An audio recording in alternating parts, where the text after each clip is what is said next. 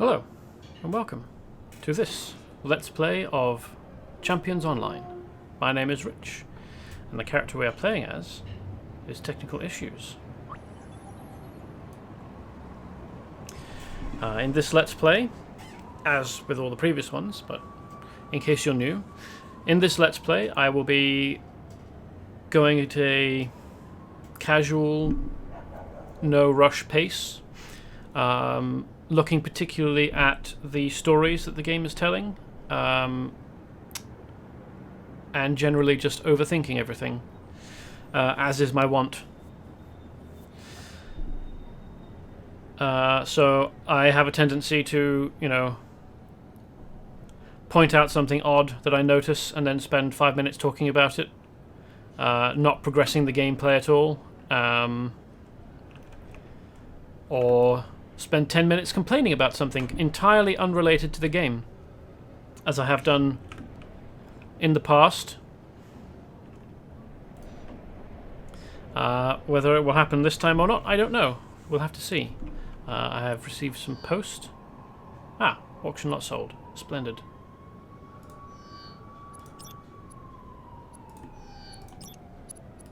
Okay, we are in Vibora Bay, basically the last open world area. There are large maps like this that you can get to that were added later after the game was released, but those are adventure packs and they're not available to, they're not open to everyone all the time. You have to sign up and you have to be, to have multiple people there, you have to be on the team with them. So it's not like you can it's not like you can be on an open adventure map and just see someone wander past who you weren't expecting to see. That doesn't happen. We need to go to the Robinson family crypt. These objectives are things that I don't need to do. They're side objectives for a mission. I could either go around collecting all of these objects and then go back to the chap who asked me to do them, to find them, or I could use crafting skill to analyze an object, and it just so happened that I had the correct crafting skill. There's 3: magic, science, and arms, and I have magic, and that was the prerequisite type, so I don't actually need to go around doing these tasks, but they're still on the map for some reason.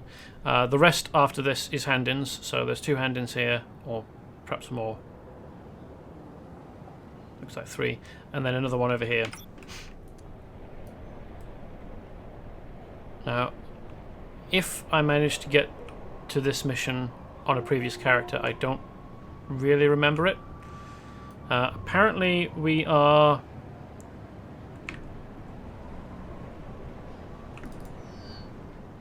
go into Vampire Nest Crypt, where mob boss New Shadows leader Clark Robinson has been glamoured by Vampire King Vladik Dracul. Defeat Robinson. Yeah. So Clark Robinson, as the leader of the New Shadows, doesn't really get mentioned very much. He gets brought up quite late in. I don't want to call it the story arc of Vibora Bay, because it kind of isn't. Aren't really story arcs in the game at all. They're very disjointed, and it wouldn't matter anyway, because before coming to this version of Vibora Bay and finding out that someone called Clark Robinson apparently leads the New Shadows, we have come to a future version of Vibora Bay before. We time travel. So in the initial story, we go to Vibora Bay just as the apocalypse is beginning. We try and avert it and fail because it's got too much momentum. So we come back in time to try and avert it. And during the apocalypse, before we travel back in time, we learn that Vladik Dracul is the leader of the New Shadows, and apparently has been for some time, because the other person that you can meet who leads a gang is Black Fang, who leads the dogs, and you find out that he has recently overthrown Guy Sweetland, who led the dogs previously, implying that Vladik Dracul, because there's no mention of takeovers of the gang, implying that he hasn't and has been in control for a while. So we come back in time, we help overthrow Guy Sweetland. We warn Black Fang of an assassination plot. I don't think it got as far as an attempt. I think we stopped the assassin, or would-be assassin, before he got near Black Fang. But the fact is that it was still planned. And we defeat Guy Sweetland and help, in doing so, help Black Fang take over the dogs. No mention of Vladik Dracul at all. Perhaps they were going for the implication that the same thing happens, that you help overthrow the previous leader, and install Vladik Dracul, but that's only ever a very slight implication, and as it turns out, we've already learnt within a couple of missions of finding out that Clark Robinson exists, that he's just a patsy. He's been mind controlled by Vladik Dracul. So it's not any great reveal. It's not, your character isn't I'm not invested in it. You might become invested very quickly, very easily, in characters who you don't even meet. Perhaps, I don't know. I mean, I haven't been particularly invested in the fate of Clark Robinson. I don't really give a shit. I haven't been made to feel any particular connection to the guy. I guess I'm just here to rescue him, or at least break the mind control. I don't know whether he'll feel like, I don't know what sort of person he is outside the mind control. Oh, hey Ravenforce, welcome.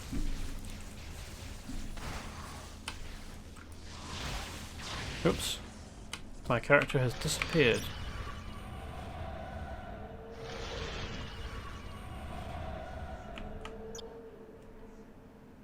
I've discovered the power of invisibility. Yeah, it is super random that the guy would be brought up at all. Like, it's not necessary, it's not remotely necessary to invent a new leader for the New Shadows. I mean, you've already met the leader in the Vibora Bay Apocalypse. It would only be a good reveal if you got to know Clark Robinson first, and it was a surprise and a twist, but he's basically tacked on. Oh, he's a hostage, not another New Shadow. Fair enough.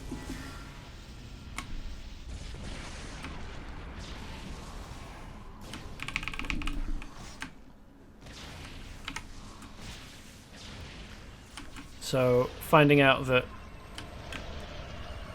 Clark Robinson is actually being mind-controlled isn't the great twist that perhaps Cryptic were hoping it would be. I mean, maybe Clark Robinson features in the lore of the pen and paper RPG that Champions Online is based on, but if he is, it never comes up.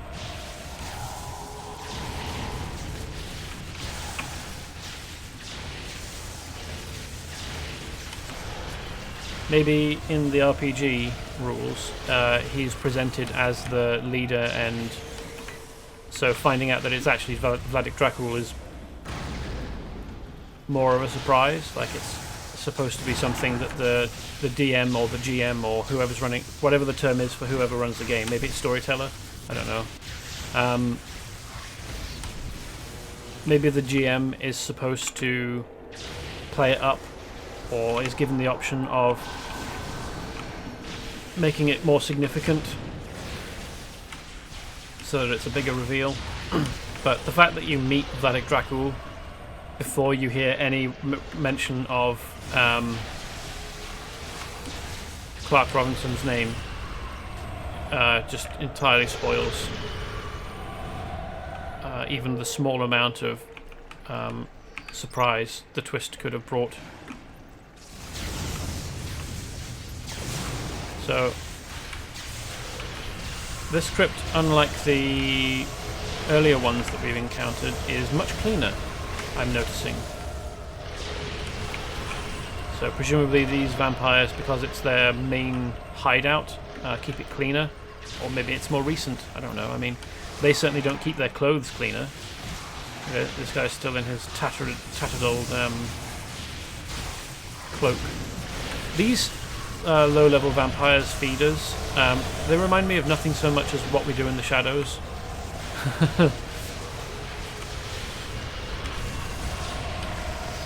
Who are not, as vampires, terribly clean. Again, we've got what I can only assume is a Kool-Aid fountain. Maybe too dark for Kool-Aid. You don't really get Kool-Aid in the UK, so I've never actually drunk any. I don't know what it's supposed to look like. And even if I did, I don't know that I would know what a fountain full of Kool-Aid looks like. You know? I mean, generally Kool-Aid you probably get in a jug. Sort of about this size, maybe smaller, depending on how much you can lift.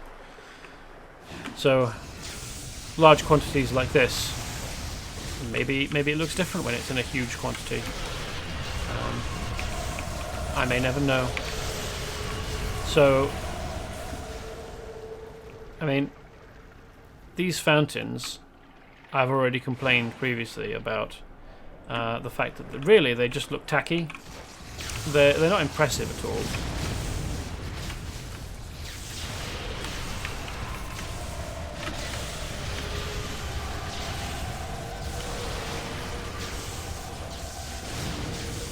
They are perhaps available to intimidate victims, because we have heard vampires make reference of the fact that fear makes blood tastier, apparently.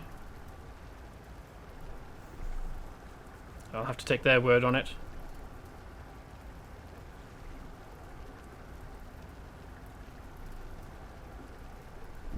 There, I think perhaps internet may not be available. Disconnect. Well, then why are you...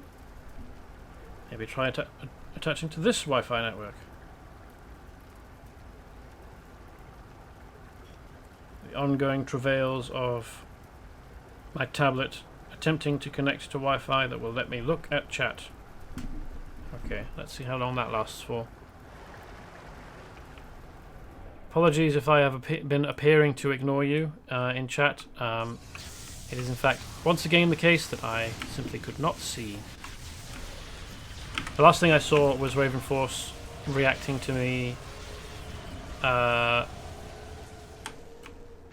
appearing to go invisible, I think, right at the beginning.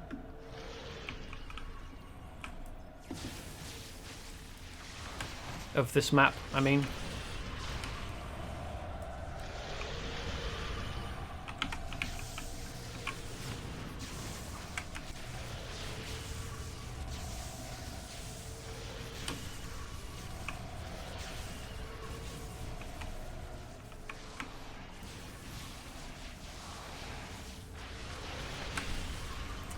How many hostages do I have to rescue around?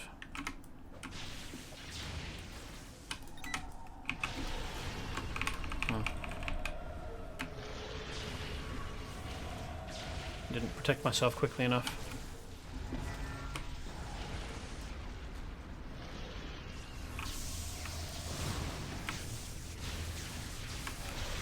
It's got a time limit for some reason. Not sure why. Similar missions haven't had time limits, so I don't know what's up here.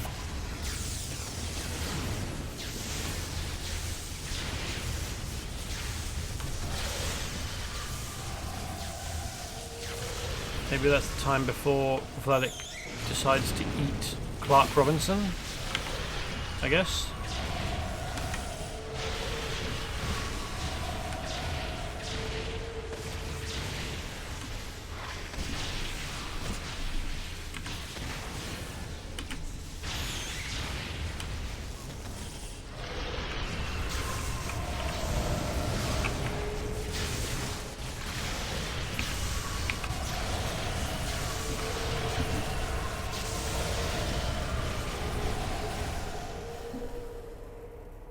No, the Wi-Fi is not connected. Please, I wish you would tell me that the Wi-Fi is not connected by, like, showing the symbol in the corner, doing something different. For fuck's sake.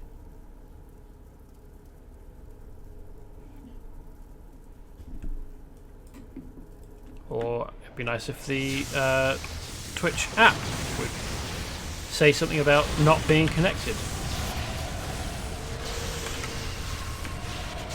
That'd be cool too.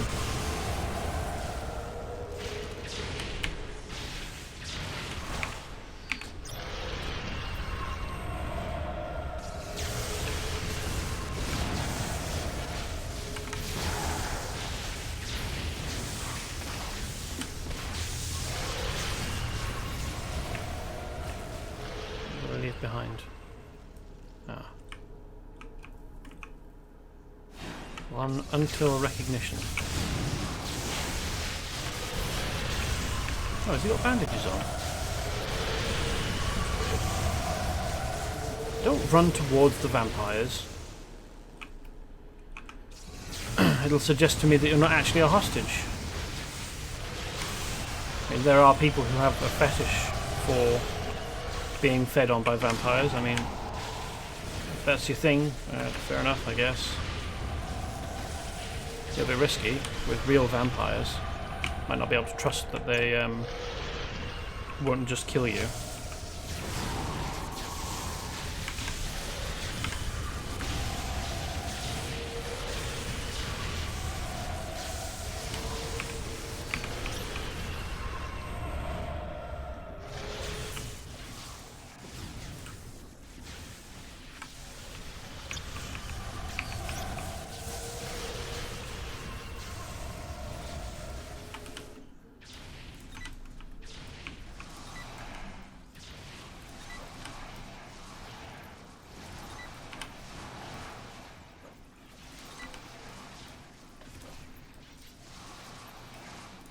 What a lot of vampire dudes there are in this corridor.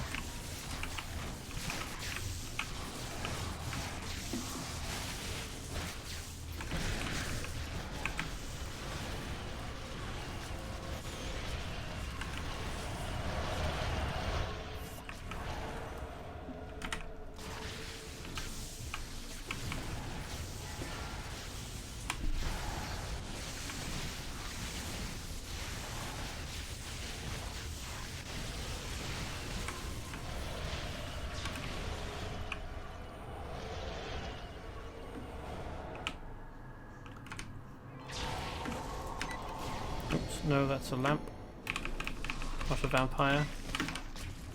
I don't particularly care if I happen to destroy the lamp, but it's not something I want to target deliberately to eliminate. I don't have any particular argument with the lamp.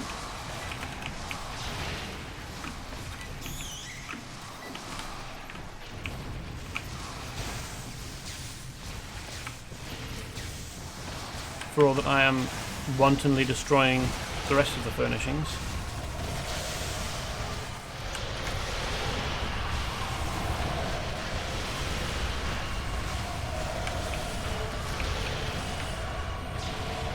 Oops. I didn't mean to target her, but whatever. Draw more in, that's fine.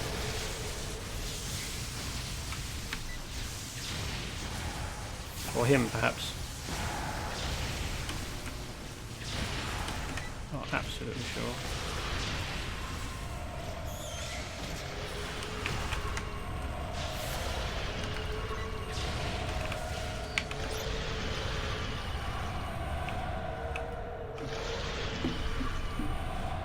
Are you even connected to the Wi-Fi? apparently.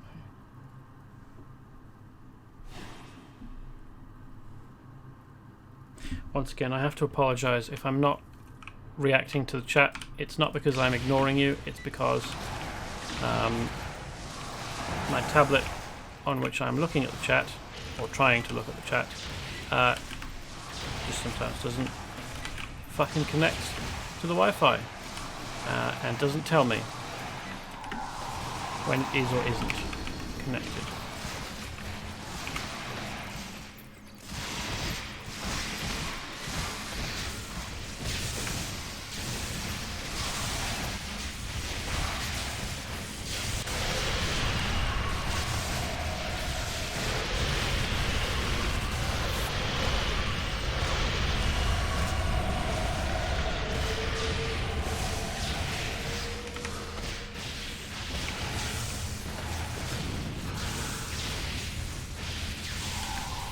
Stop interrupting me, you little shit.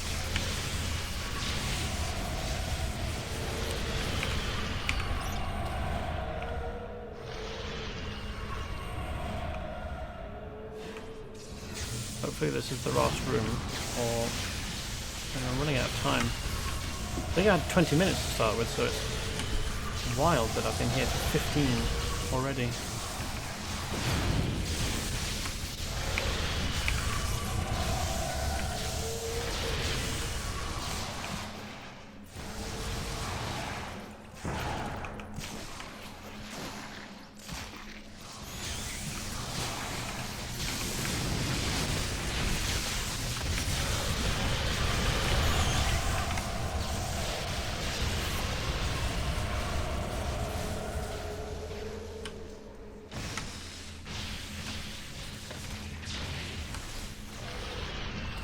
Oh hey, Mahawkman, welcome. Or maybe you've been here for a while and you've been trying to talk and I just haven't noticed, which I apologise for. But I can see you now. I did not know that I earn a dance emote if I kill 5,000 of each villain group in Vibora Bay. I don't know that I'm going to try for it, but it would be a nice... You have done well, Clark Robinson. My vampire army grows with each member that turns. The new shadows will soon control Vibora Bay. Interlopers. Robinson, take care of these fools. Yes, Fanatic. I will do as you say. My army is your army. Earning emotes would be nice, but I won't go for it. Got a lot of kills so far. Not sure if you're over 1,000 in any category. No, I'm not either. I know how to check, but Clark Robinson said he was moving on up to the west side. That's probably a reference to something that I just don't get. Oh well. I will belong to the new shadows. No, he didn't say my homie is your homie. Army. My army is your army. Surprised that I'm getting this much damage in on him when he's got lightning reflexes. Renfield. Remember there was this 80s sitcom where Moving On Up was part of the theme song. I will take your word for it. It's not something I recognise. I don't know what's happened to Clark Robinson now though. He hasn't disintegrated like a vampire. Maybe he's supposed to be knocked out and taken into custody, I guess.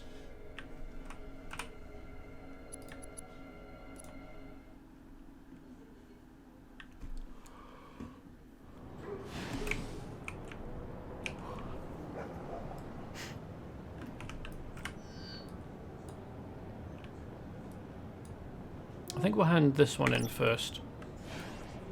So let's mount up.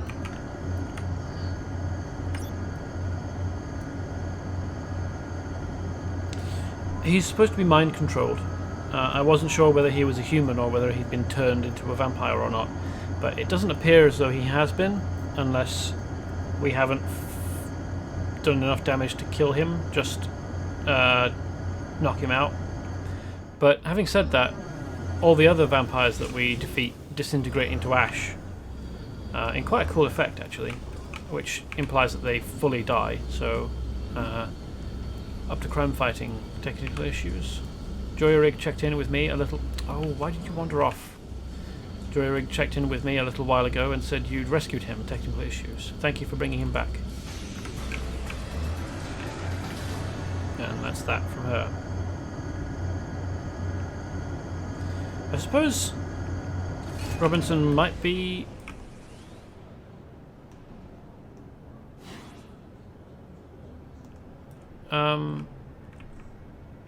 possessed, but it's more likely to be a mesmerization effect because vampires are known to be able to do that. Generally not... possession is generally not something that vampires are associated with. Shiva's Garter. This is the Chaos Gem. It's one of the 4 elemental gems, like my Flame Gem. As soon as the enchantment was dispelled, the combined power of the 2 gems allowed for a rush of memories to flood in. I suddenly remember you now. I remember what you did in the apocalypse and everything that happened during that alternative time stream. Ah, this is awkward.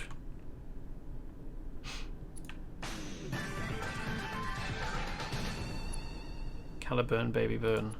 So he's probably going to be a bit salty at us now that we basically helped to start the apocalypse in the previous timeline by beating him up. But he should also have a healthy respect for us, given that we beat him up before being max level, and we are more powerful now than we were then. So maybe he'll stop being a knob, maybe he'll be worse.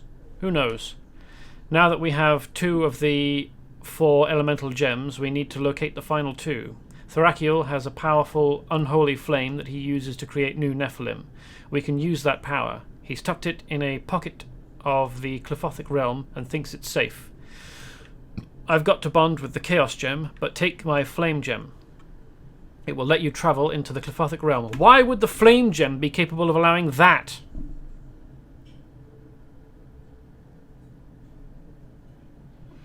Oh well. Place the Flame Gem into the unholy fire and let it absorb some of the power from the unholy flame. I'm sure it'll be guarded, but that's why I'm sending you, isn't it? Well, yeah, fair enough. Once the Flame Gem is charged with power, bring the Flame Gem back to me. Well, you don't need to keep calling it the Flame Gem. Just say it. Bring it back to me. I won't get confused.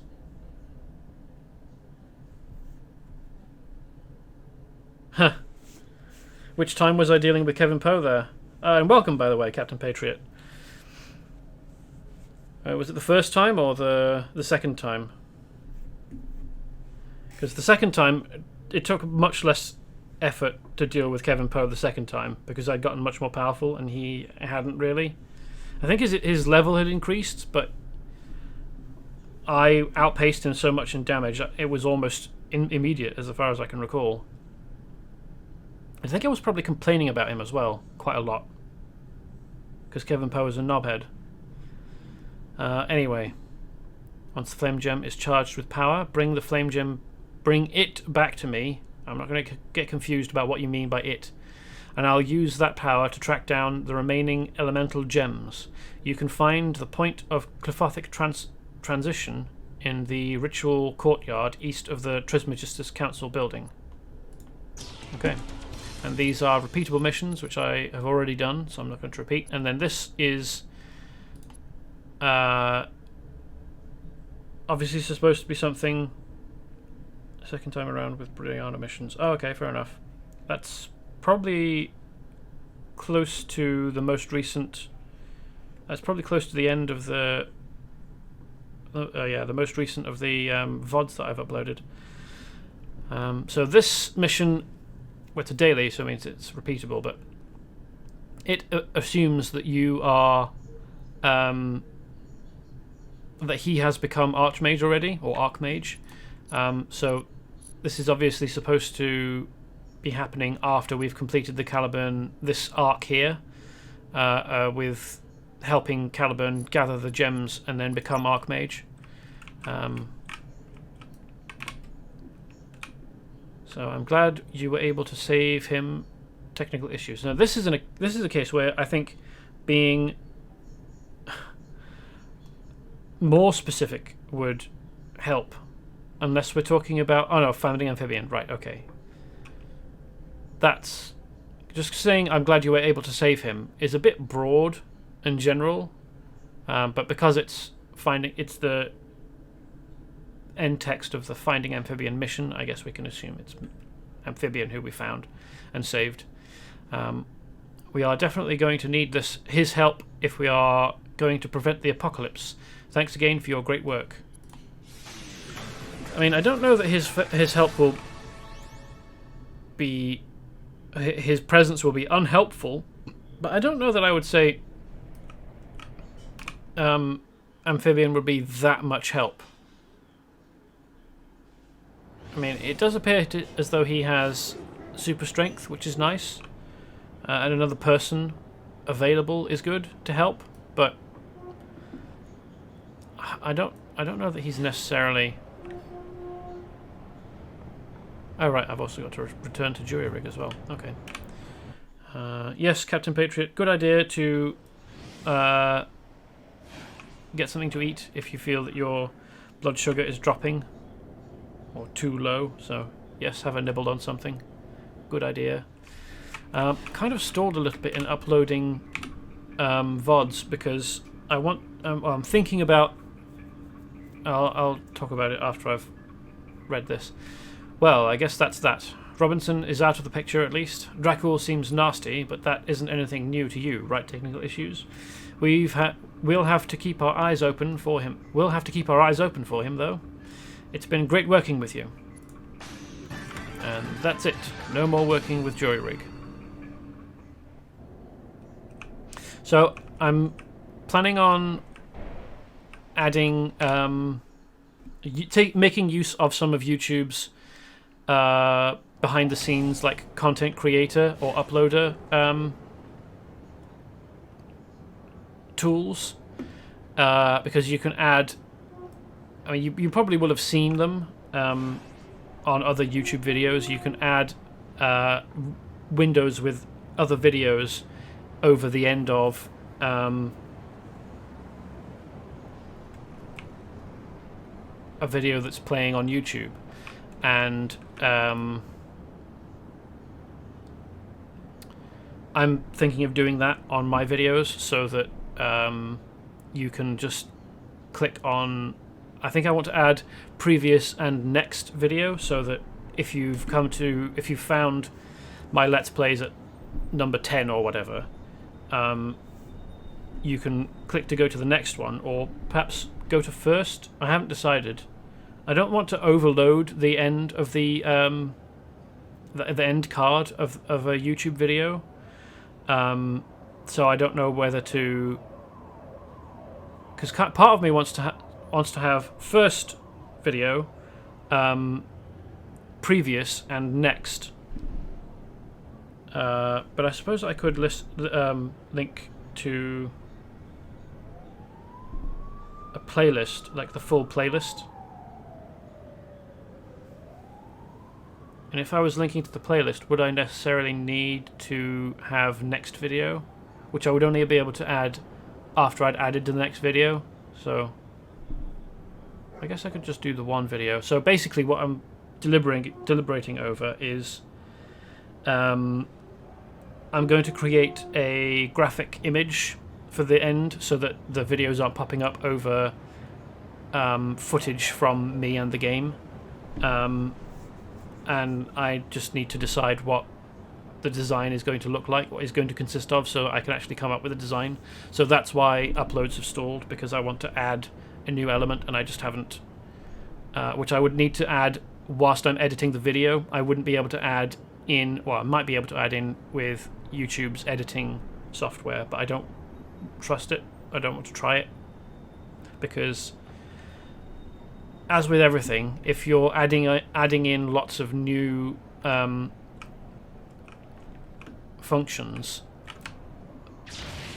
my assumption is that YouTube's video editing software is kind of going to suffer for not being what YouTube is devoted to, and as such not be terribly good.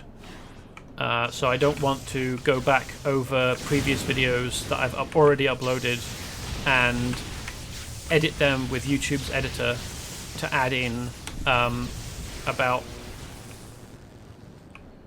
15-20 seconds of blank graphic design.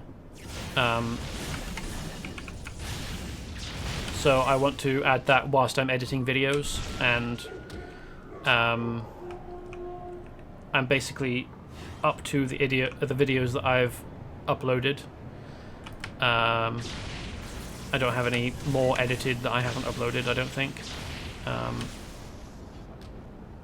So I want to get the design squared away and added as a matter of course to the next videos, because I've got like 30, or well, maybe less than that. Probably more than 20 yet to add,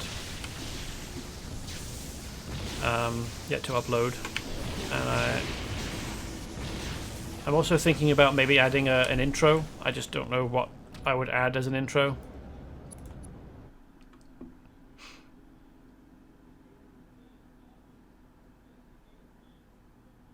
I already have all of my Champions Online Let's Plays in a playlist. Yeah.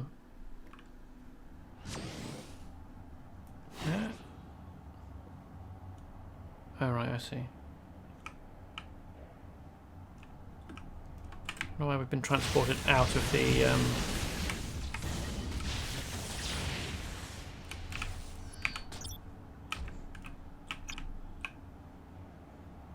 park. I mean, if they wanted us to start here, outside,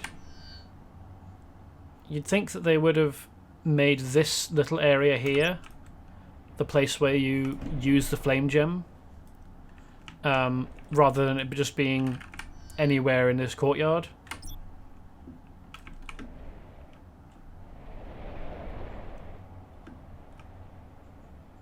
Apparently this is the Glyphothic realm on Earth, or a pocket dimension. What was the exact language? Glyphothic realm. Okay, yeah, this is the Glyphothic realm. Presumably a pocket dimension, or like a different layer of reality over the material world. So I'm wondering not just about what exactly the end card graphics will look like for my YouTube videos, but also whether to add an intro and what that might look like. And I want to get that sorted out so I can start adding it to videos as I edit them. Because I feel like having an end card and an intro makes things a bit more professional looking. Maybe improving the viewer experience. Not that I think that the viewer experience would be bad necessarily. And so, like with an intro, would I use one of the splash screens from Champions Online? Alter it slightly so that it has a bit more of a personal graphical interface, or like, do I want to come up with entirely my own personalized look?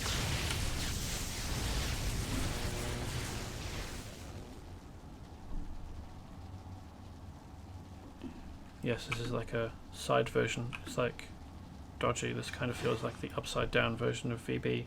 Yes, well, this would be predating the upside down from Stranger Things by nearly a decade, which is kind of cool.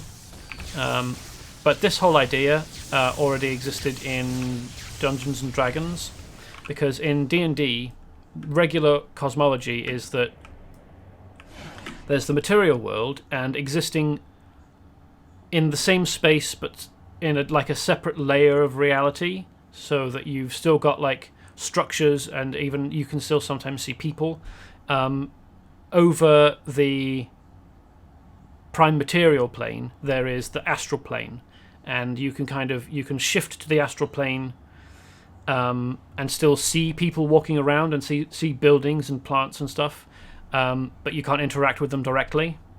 And I think there's a plane of shadow in at least one version of D&D, which is kind of like the equal and opposite version of the astral plane. So it still overlaps with the prime material plane, just everything there is of shadow rather than of astralness. So this idea of the Clyphothic realm existing... Oh, hey, another costume part. Or no, action figure, Clyphothic manipulator. Okay, I don't really care that much about action figures, but since I've gotten it, I'll add it to my collection. So the idea of the Clyphothic realm overlapping the prime material, so that you can like still see features of the prime material realm, but elements of it are different. So like there's lava here, and since we're here, we can't interact with or apparently see people on the prime material plane.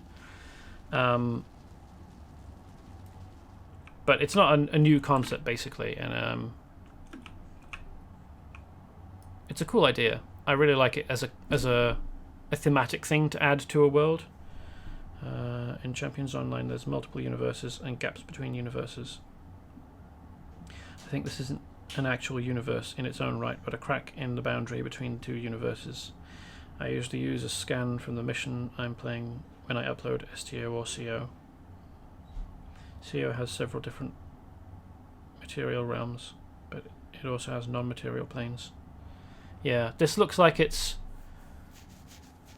the Clyphothic realm overlaying the material realm.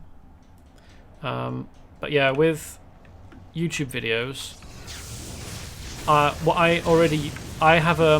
found or rather I carefully took a screenshot of one of the splash screens. It's the splash screen with Champions Online at the top and the battle with Quijibo against a bunch of generic superheroes, along with Defender, who is held in Quijibo's hand. I used that as the preview image for videos. So very rarely is that actually in any of the videos that I upload, and the version that I use doesn't have me in the corner down here. It's just an unmodified image of that splash screen. I've got a bunch of other splash screens, but I use that one because it's actually got the name of the game in it at the top. Alright, I can't place it because I am suffering from deadly poison. Yeah, it doesn't quite make sense here. There is more. This is more like Q pocket, which has been stabilized. Otherwise, everything would be decayed. Also, it's Thrakiel's creation. Yeah.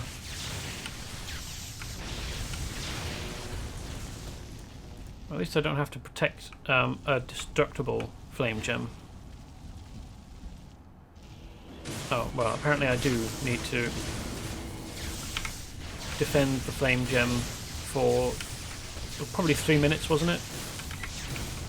And I only just noticed at 2.5. But, yeah, whatever. So, yeah, basically I'm deliberating with myself over whether to add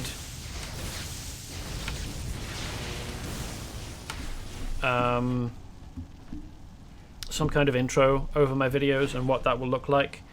I think now that I've discussed it a bit, I will decide. Wow, she's just animated herself upright like a I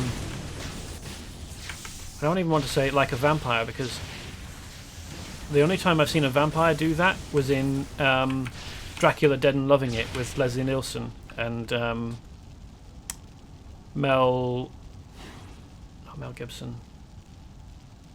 Jeez, what's his name? Of Witchcraft Screaming as your intro. No, I don't think so. I don't even know that I want to use sound. I mean, so there's a guy called Ian McCollum who does Forgotten Weapons on YouTube, and his intro is just like 10 seconds of a black screen with the logo for Forgotten Weapons, and it's entirely adequate. It lets you know what you're watching and what the episode is about.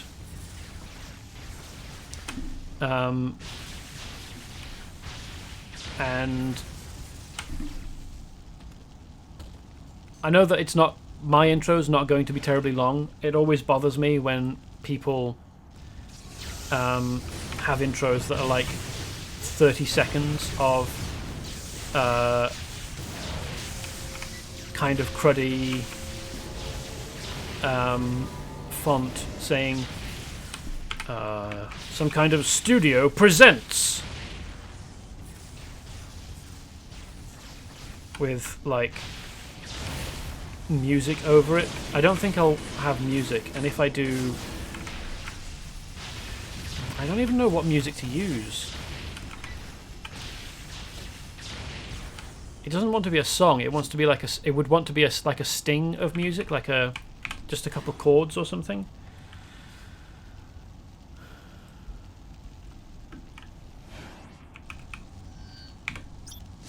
That's weird. Why did it appear as an object in an exclamation mark? Why couldn't I just pick it up directly from... Oh, well, that's weird. Oh, yeah, there's another object that I missed. Alright, leave the courtyard. So once I've worked out what my intro and my outro will look like, I'll make them in Photoshop and start adding them to videos as I upload them, or as I edit them and then upload them. So it might be a couple of days yet before I resume uploading VODs of my Let's Play. But once I do, they should be looking better. And of course, by the time this by the time this recording gets up online, such designs will already have been in the VODs for a while. So when you're watching this on the VOD, you will already know what my intro and outro look like and what I have decided. So hello in the future. I hope we're all still here. Excellent work, technical issues. I'll use the flame gem to locate the last 2 elemental gems. And wouldn't you know it, they're already here. I'll bet.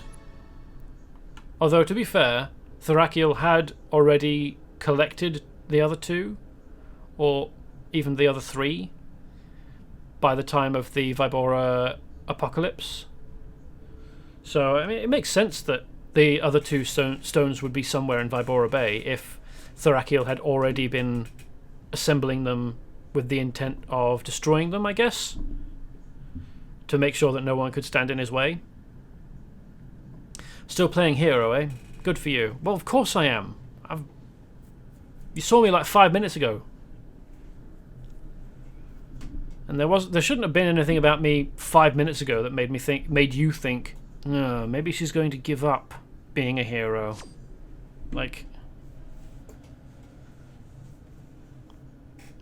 I could do without your negativity, Caliburn. I am prepared to ascend to Archmage status. While I'm doing the stuff that only I can do, you're going to recover the soul gem I'll need to complete the process.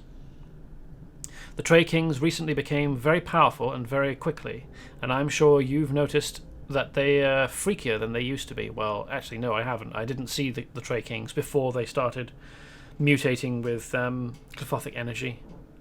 I think that's due to the influence of a corrupted soul gem. They may even carry some shards with them. Go to their part of town and knock some heads together until you figure out how to recover the soul gem. I think you may have to reclaim it from some thing called the Soul Maw. Good hunting. Yes, of course, you're not the one who's going into the Soul Maw.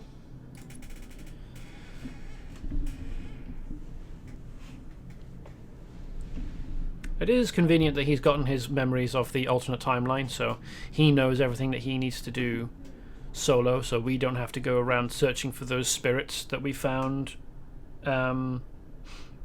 Yes, I did do the Queen City story. That was a while ago. I complained...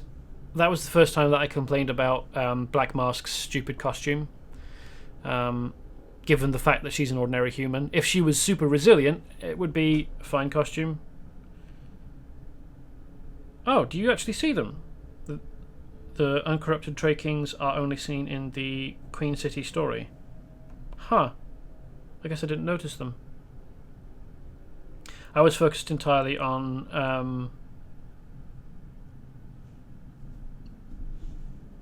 just doing the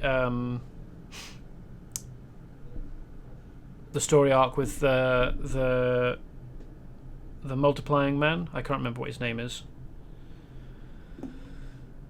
I think maybe... I mean, you do see other members of other gangs, but I think I just assumed that the people I saw were Trey Kings. Or Sovereign Sons, rather, not Trey Kings. Gemini, yes, Gemini Man.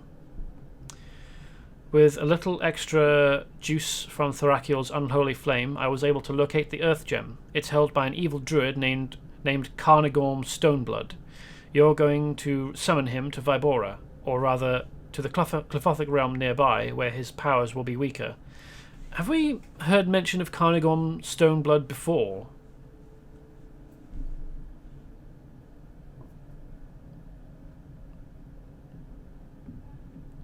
It's weird because if you play it first, you miss so much good stuff.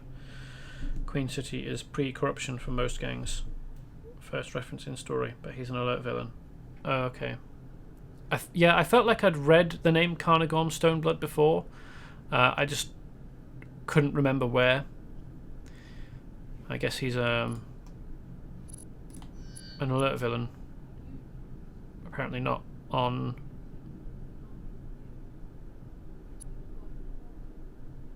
Hrodgeir the Unending. That sounds like a Norse name. You'll need to take the Flame Gem and travel back to the Clyphothic realm. Once there, you will need to use the power of the Flame Gem in the summoning circle to summon Carnagorm Stoneblood to you. Defeat him and bring the Earth Gem back to me. Again, you can find the point of Clyphothic transition into the ritual courtyard east of the Trismegistus Council building. Okay.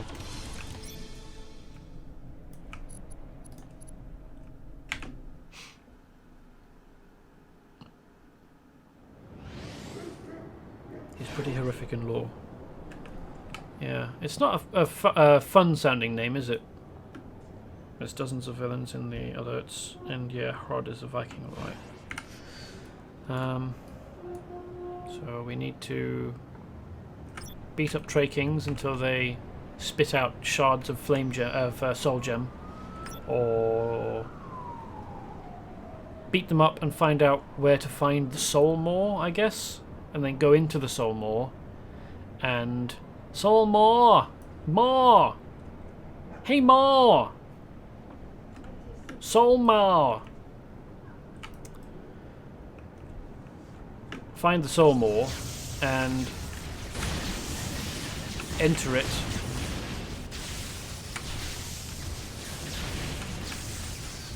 Oh, they do have Soul Gem shards. Okay.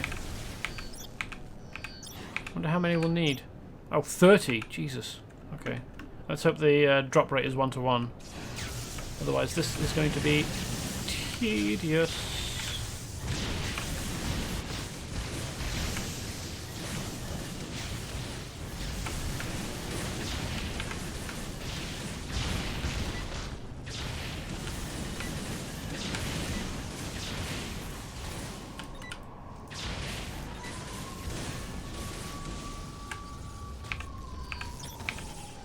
Oh good, it does seem to be 1-to-1 drop rate.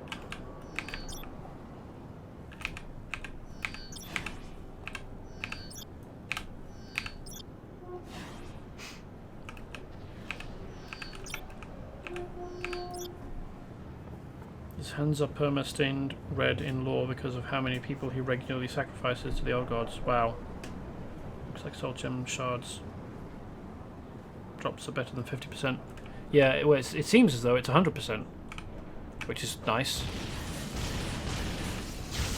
Really appreciate that.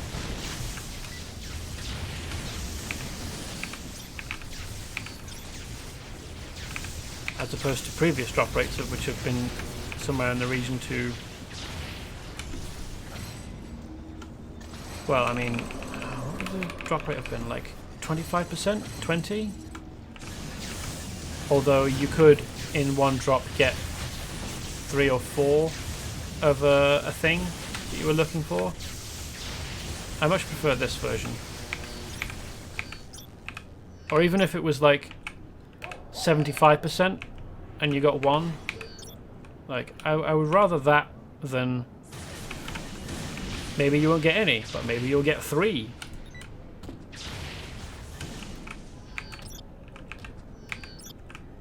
Because that just feels tiresome. There's a lot of the female ones around, isn't there?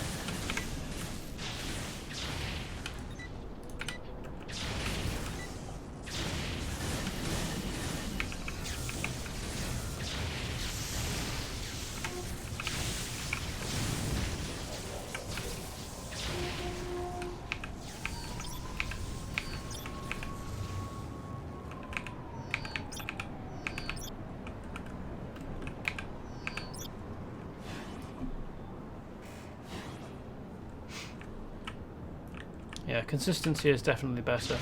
Like, I don't care if I have to defeat 30 of these guys, as long as I know... Oh, they didn't drop one. That's weird. Alright. Maybe it's not 100% then.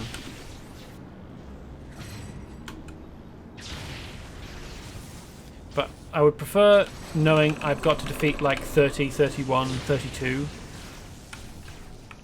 and get 1 soul gem from each, roughly. Rather than I need a certain amount and maybe I'll get 3, maybe I'll get 4, and maybe I'll get none for like more than 50% of the time, which means you have no idea how long it's going to take, and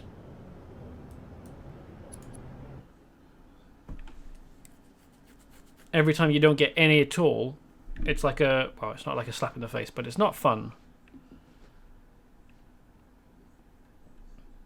Oh, maybe it was because I was killing guys outside the mission area, but the last one I killed, the villain level one, was probably outside the area as well. So, who knows?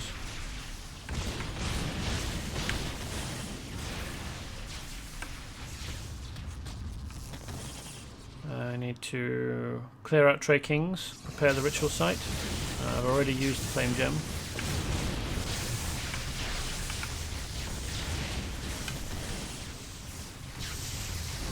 You know, it's weird. I don't think I've ever seen enemies in this game start running away. You sometimes see it in World of Warcraft, I can remember. If you run up to a group of mobs and defeat 3 of 4, the 4th one, depending on what mob type it is, has a chance of deciding, oh, fuck that, and running away. Usually you don't let them get very far, but you would think that, well, maybe not Trey Kings, but you would think that other gang members would be like, oh shit, oh shit, oh shit, oh shit, oh shit, this is going very poorly, I think I'm going to leave. But as far as I can recall, I've never actually seen that happen.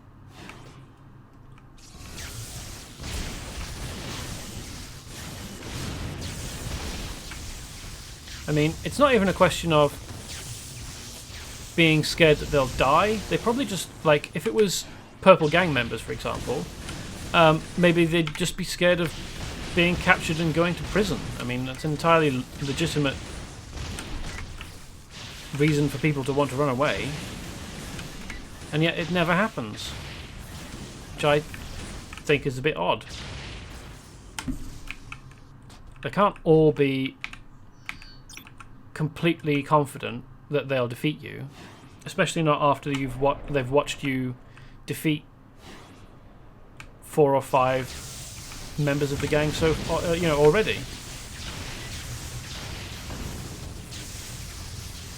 And it's not like the ability to code that into behavior didn't exist before this game was created, because, as I said, one of the games that I've seen it done in is World of Warcraft, which predates Champions Online by like 5 years.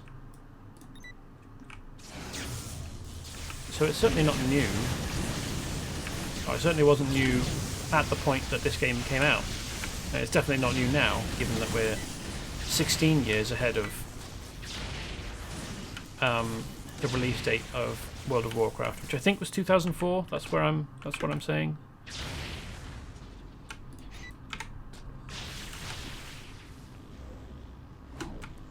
If you're higher level than them, a lot of enemies simply won't attack you. Which, yeah, okay, fair enough. I do like that. That's cool. Or you can get closer to them before they decide to attack you, which is something that you see in World of Warcraft. Not attacking you if you're much higher level is, again, another thing that World of Warcraft did. Although I did mention when I was zooming around on my main, who's max level, as you might expect, if you outlevel a group of mobs by, I think, probably more than 20, or maybe even more than 30, and you attack one of them and defeat them, the others won't attack you at all.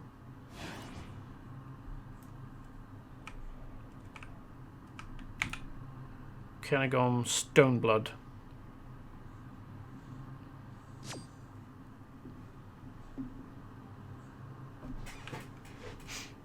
Oh, we've got a cutscene. Alright, chat. This earth gem belongs to me, and you will never get it. Never say never, eh? Keeper of the earth gem, and nothing else. I could probably... his hands aren't stained red. That's a shame. I could probably defeat him just by holding up shield, but I don't think I will. I think I'm doing a bit more dignity than that. Oops.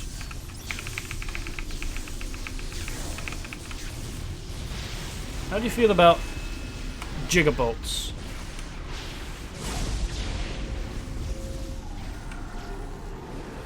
Mr. Kernagorm. What are these?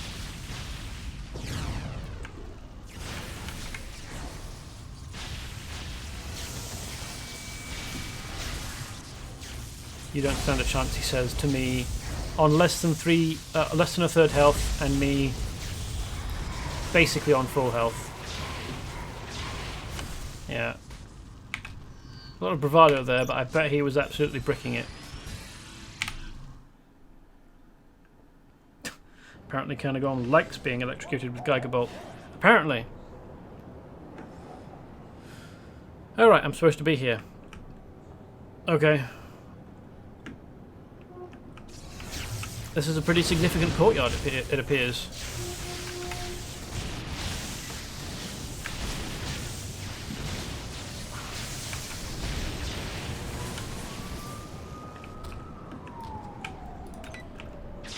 May as well just collect them all.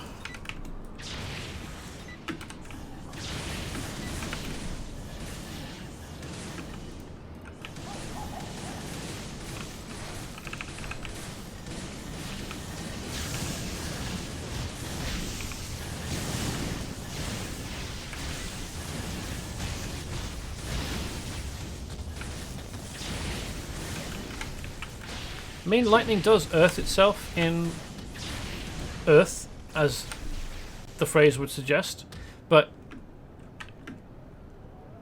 it only is apparently harmless because it's got the whole of the Earth to dissipate its energy into. So even if you've got a guy who draws his power from the earth, even if it's a huge amount of power, he's still got his body size worth of matter for the electricity to dissipate into, and then down into the earth below him, I suppose. So even if he's got the resistance to electricity of the earth, he's still got a finite amount of space in which to receive the absolutely massive amount of energy and electrons that you would have. This is the Soul Maw, apparently. He's still got to deal with the absolutely massive amount of energy that electricity is composed of. And basically, what electricity does is that it cooks you.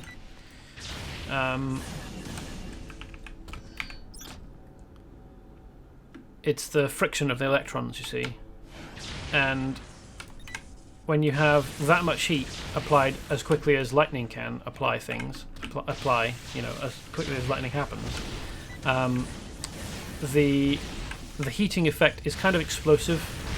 If you've ever seen videos on YouTube of lightning striking trees, that's basically what happens when lightning strikes a person.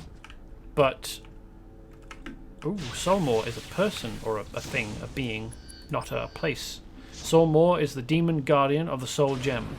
He feeds off its power and uses that power to keep the gem safe from those who might steal it. He is a ruthless juggernaut and has defended the soul gem from all comers. Until now.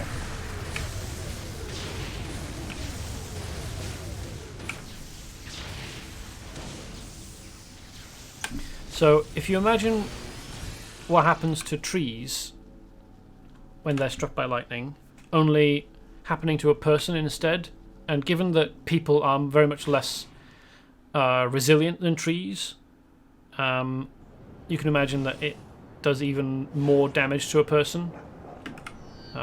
Not entirely sure how some humans manage to survive being struck by lightning. It's certainly unusual. Well, a human being struck by lightning in the first place is fairly unusual, but generally a bit more careful than that.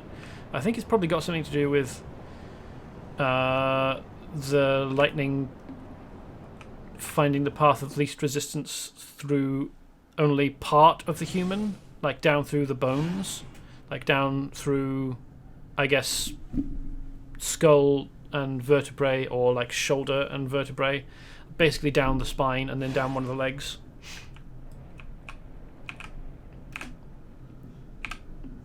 About time. What, like it? You've had to wait 15 minutes? Oh no. Not to seem ungrateful, but I need this thing so I can prevent the end of the world, so it's kind of a big deal. Yeah, but the end of the world's not imminent, is it? You can wait 15-20 minutes. Anyway, thanks for your help. Well, it's nice that you get to the thanking part at last. I don't mind saying I've had some productive astral trips to the Quaternarian Plains myself. Now that I have all 4 gems, we're that much closer to saving the world. Apparently I was supposed to have handed over the Earth Gem first, then the Soul Gem. Anyway, this is it. The Earth Gem. We're close to finishing this technical issues. Good work. Even in the Clyphothic realm, I'd bet Carnarvon was no pushover. Ah. Now these might be tricky. How come I've got 3 Apocalypse Aversion... Oh, well, there's 2 Apocalypse Aversion missions. Are they all the same?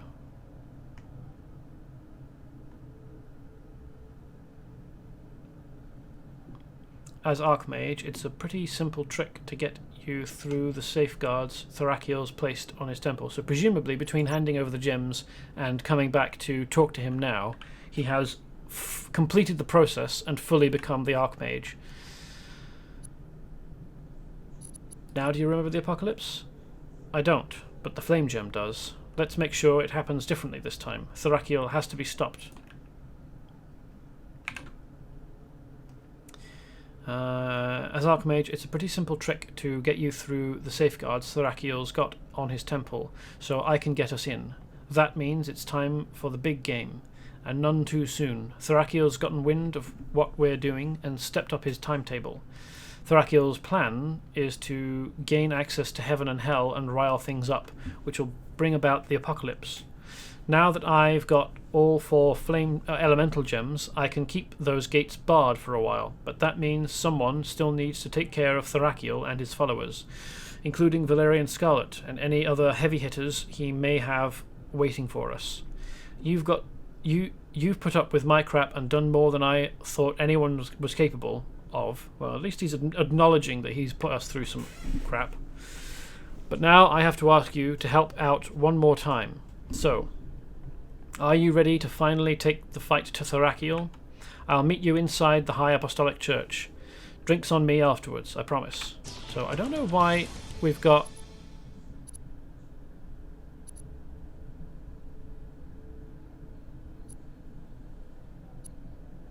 I don't know why this appears twice in the list, because I only accepted one of them and it's accepted both of them.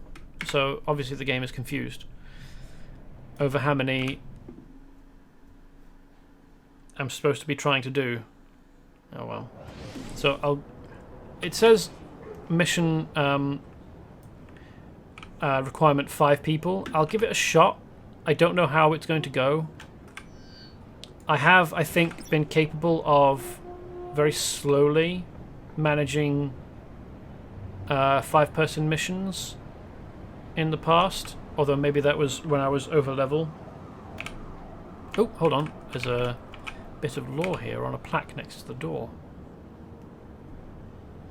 Vibora Bay is the home of one of the country's most powerful, colourful Protestant sects, the High Apostolic Church. Are they super high? Are they? Is it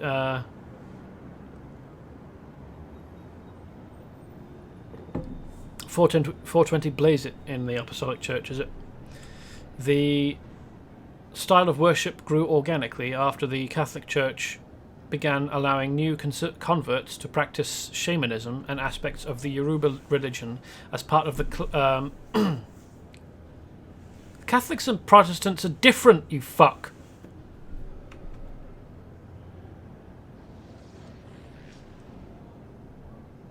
They're different things.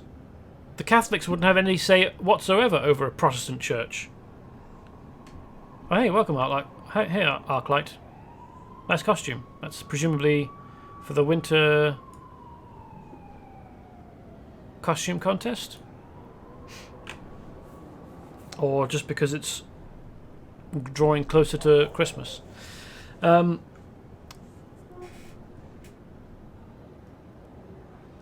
style of worship grew organically after the local Catholic Church began allowing new converts to practice shamanism and aspects of the Yoruba religion as part of the Catholic services in order to make their conversion more palatable.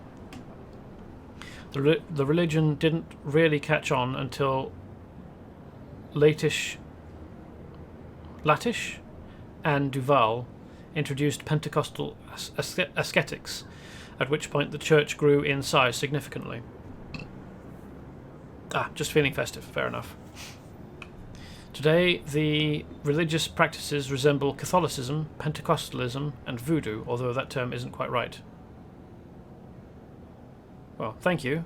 I don't know whether we'll have an easier time, just the two of us. But you're welcome along. Thank you for coming. And members worship a distracted god, so the members rely on saints to carry their prayers. Some saints are benign, most are neutral, but all require some kind of sacrifice to perform their duties. Often the saints are drawn from biblical history, but some members have even begun to appeal to powerful real-world beings to carry their prayers, such as Dr. Destroyer, Firewing, and Dark Seraph. What these practices will lead to is unknown. Yeah.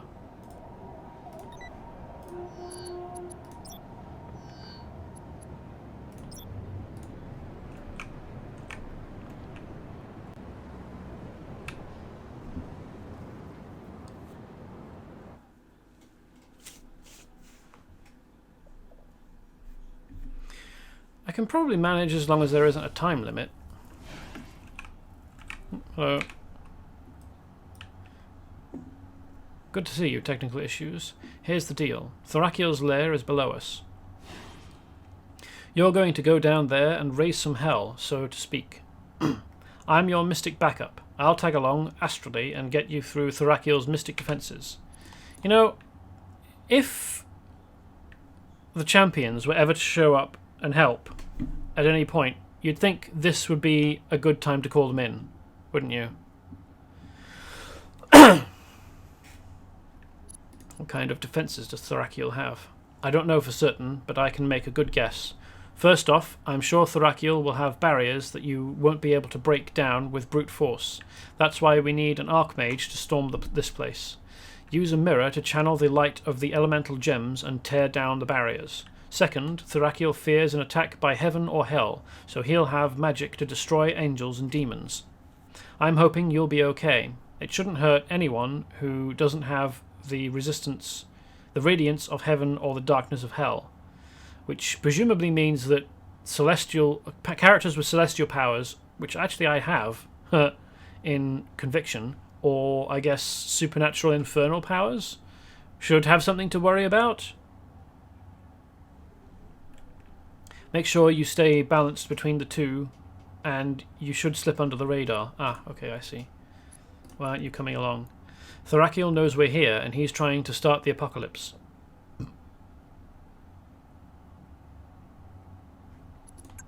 It has to do with the auras down below. Okay. Right now, I'm holding shut the gates to heaven and hell, and that's the only thing stopping the end of the world. The last thing I need right now is to have to worry about keeping my physical body out of harm's way. You be the brawn, I'll be the brains, and just maybe, we can stop the apocalypse from repeating itself. Well, fair enough.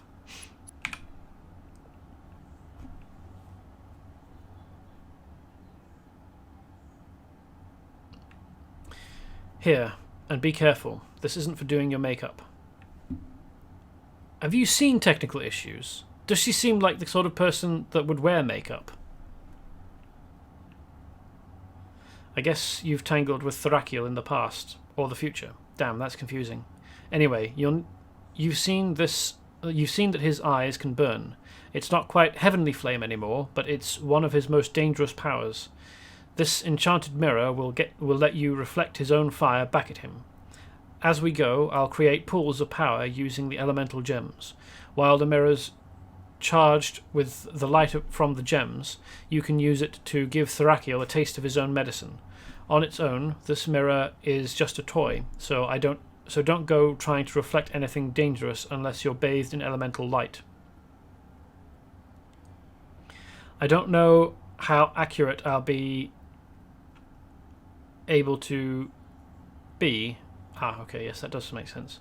I don't know how accurate I'll be able to be when creating the pools of light. If you need to, you can even pass the light from one mirror to the next. Take mirror. Okay. And it's...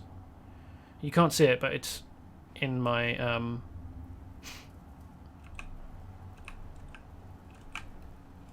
Right, and this is the way down. Oh no, it's not. So Thrakiel set out to gather to himself servants and warriors in preparation for that day he knew must come, saying, "Let my plans be surrounded by guards upon guards and wards upon wards, that nothing may interfere with the plans I have laid." Thrakiel gathered the mighty leaders of humankind to himself, and also various animals and other creatures of the earth, and he tested them to see which might serve as his temple's guardians, and his hands in the world. For in those days Thrakiel did not dare to leave his temple, lest heaven or hell should discover him and begin to work against him.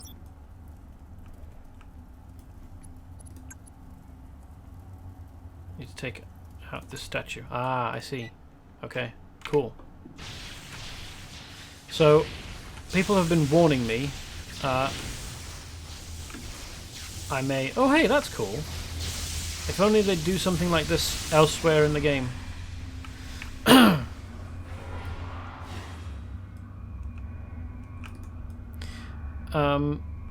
So it might be the case that we are not capable of managing In which case, fair enough, no worries. I'll woof, okay. I'll stop and go and do something else. Let's play tank.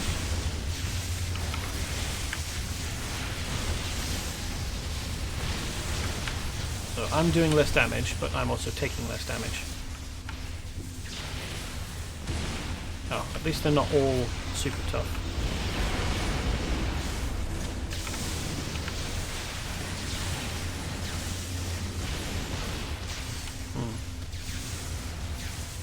That went quicker than I thought it would.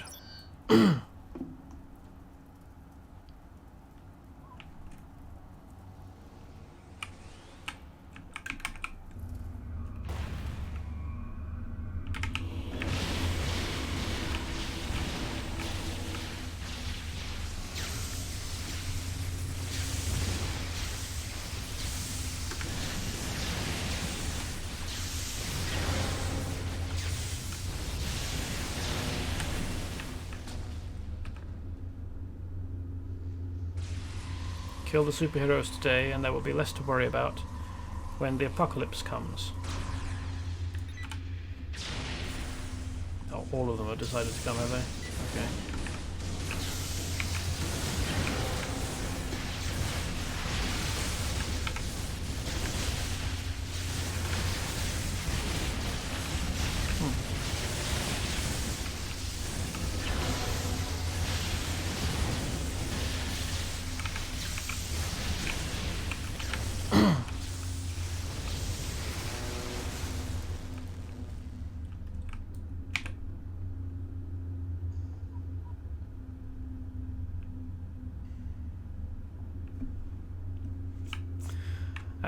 He fashioned a statue in his own likeness, and imbued it with a portion of his power, and bound it to the earth, so that it might resist the weapons of heaven and hell. And he layered upon the statue many strong wards, so that the strength of man and of woman might not prevail against it. And he fashioned more guards like it, and set them as guardians of his sanctuary. Thrakiel saw that neither the powers of heaven nor hell, nor the strength of man or of woman, could destroy his guardians, but only a great elemental sorcery of earth. This was why he feared the Archmage, for such a one would have the might to cast down his guardians and desecrate his temple. I don't know if you can have someone who is part... Oh, right, yeah, of course. Oh, right.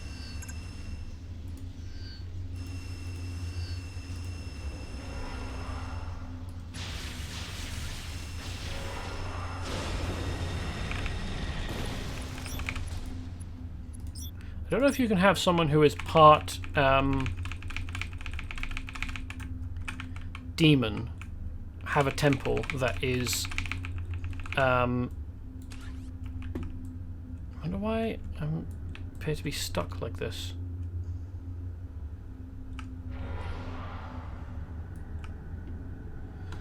I don't know if you can have a temple devoted to someone who is part demon that and the temple be consecrated. So I don't know how you would desecrate a temple to someone who is basically a desecration on their own. Ah, right, yes, okay.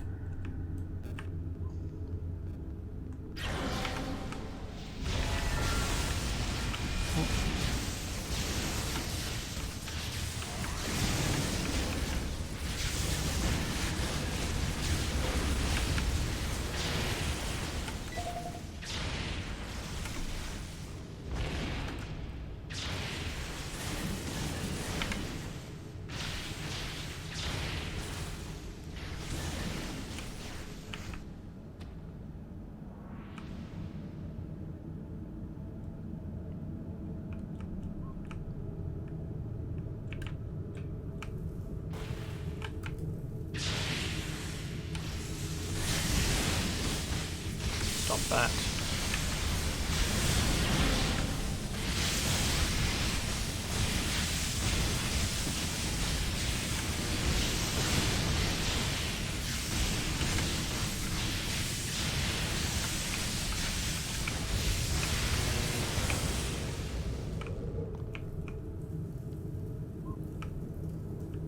turned off my trial power. Oh, hello. I sense a presence I haven't felt since... Oh wait, it's only Caliburn. You've moved up in the world.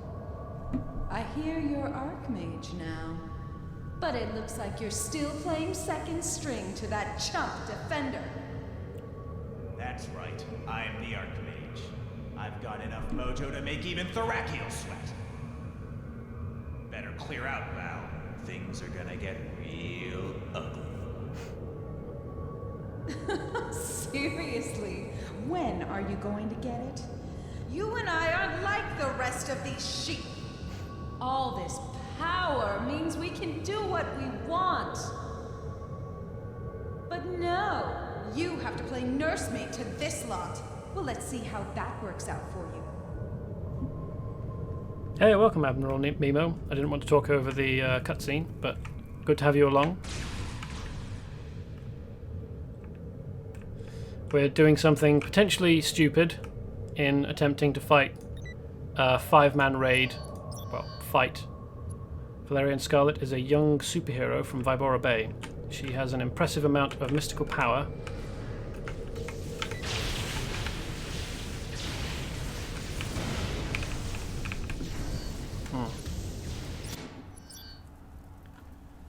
Particularly for such a young woman.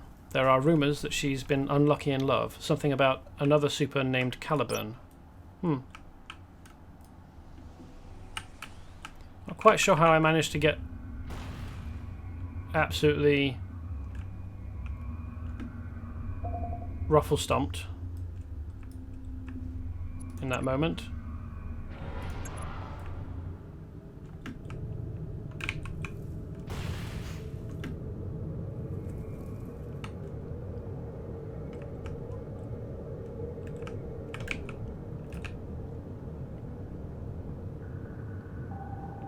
Then Thrakiel returned to his temple and sought a new way to gain power over the man Caliburn. He chose one of his servants, Valerian Scarlet, and raised her to his right hand, and gave her gifts of power and knowledge. And against the man Caliburn, Thrakiel set the woman Valerian. So it was that though Thrakiel still greatly desired Caliburn to join with him and seal the fate of the earth, and of heaven and of hell, Thrakiel came to believe that even the destiny of Caliburn could be prevented from its fulfillment, and that Caliburn's fated role could be usurped by the sorceress Valerian, who was both his reflection and his opposite. And at Thrakiel's bidding, Valerian Scarlet struck at Caliburn, and robbed him of his power. Surely, said Thrakiel, now all our plans shall bear fruit, and there are none to stand in our way.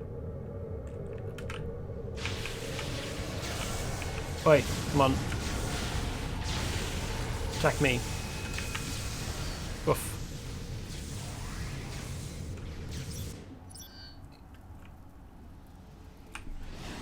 Block everything.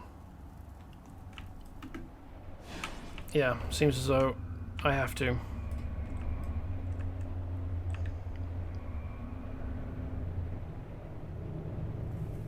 It's good that I'm not locked out though.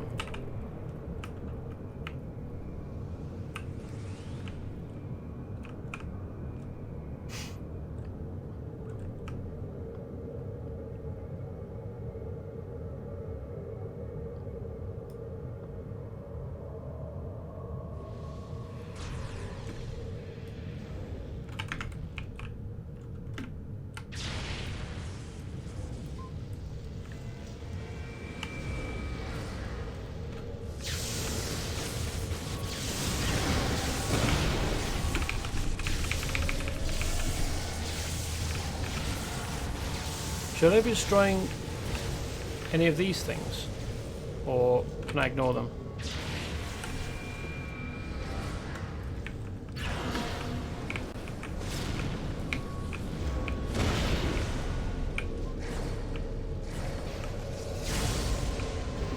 No, okay.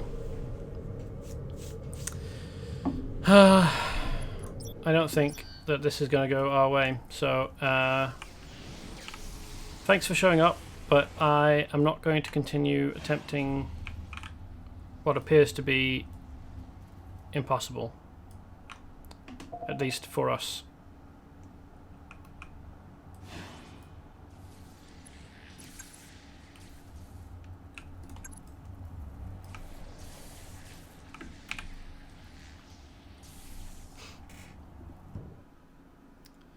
Yeah, it's an encounter that's built for 5 people.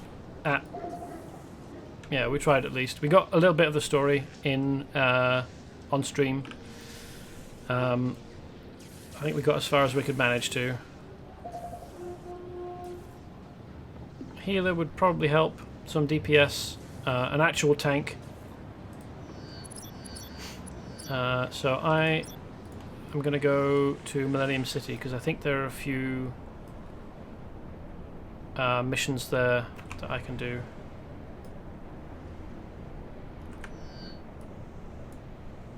Yeah, the scriptures of Thoracul are interesting, at least.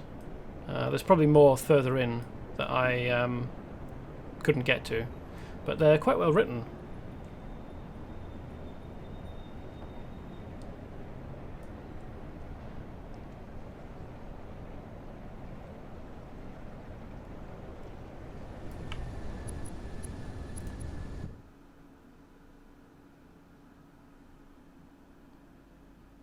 Yes, I did notice that they were numbered verses. I just wasn't paying attention to what numbers they were. I read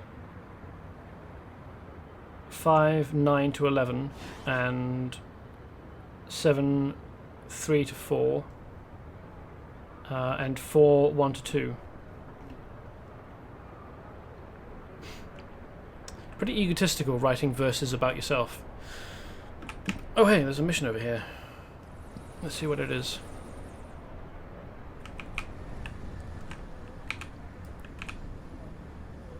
Project Hermes, Project Snake Charmer leads into one of the adventure packs, which is quite a long one, and I don't know that I'll start it today. Probably cross paths with Demon by now, until Project Hermes handles mystical threats like Demon, and they're urgently looking for heroes to help. Major Boudreaux at Until HQ has all the details, but I hear there are civilian lives in danger. Hurry, technical issues. That sounds like the beginning of Demon Flame, I think. Let's go find out. Because I thought that the person here, Alicia Blackman, was the beginning of Demon Flame, but maybe not.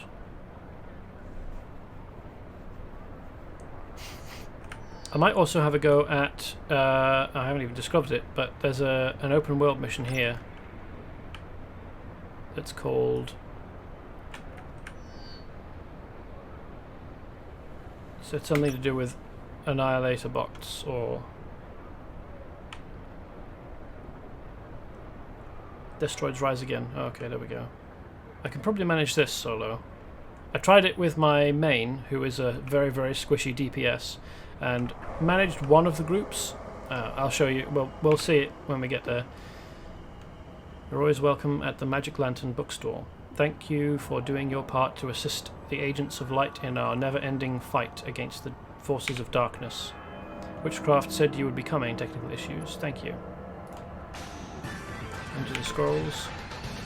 Demon has designs on turning Millenium City into a hell on Earth, and that's just for starters. They have an arcane scrivener supplying them with all manner of unholy writs, scrolls that give members of Demon even more command over the Infernal. Technical issues. I need you to retrieve those scrolls. No pressure, it's only the fate of the world that's depending on you. And I like the Magic Lantern, which I thought was the beginning of the Demon Flame adventure pack, but maybe it isn't.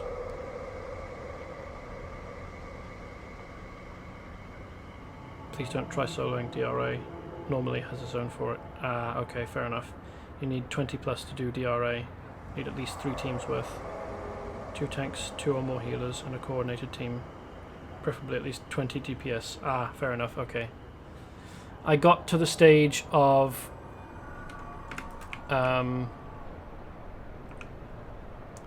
So I'd rescued police, firemen, and EMTs, and then groups of destroids had started walking up and down the roads, and I managed to defeat one of them on my own, and then failed to defeat any more. And I thought maybe that was it, or maybe there was a bit more, but I could probably manage if I was on technical issues, but apparently not.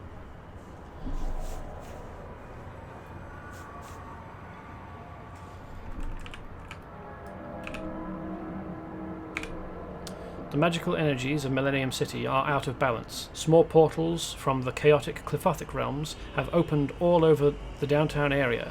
These portals are allowing demons and energy from the dark realms to enter the city. I tried to contact witchcraft through my scrying orb, but all of the dark energy in the city obscures my spells of true sight. Have you... Oh no, she's not here anymore. There was, at one point, an astral projection of witchcraft here, so I was like, have you tried walking 10 feet and talking to her? I think the only solution is to fight fire with fire. A large enough jolt of dark energy may allow a message to get through to witchcraft and alert her to the problem. You should be able to harvest this energy from the demons in the blocks to the north and east of the bookstore. Collect shards of shining darkness by defeating those demons and then feed them into the orb. Okay. Let's go to the Until building.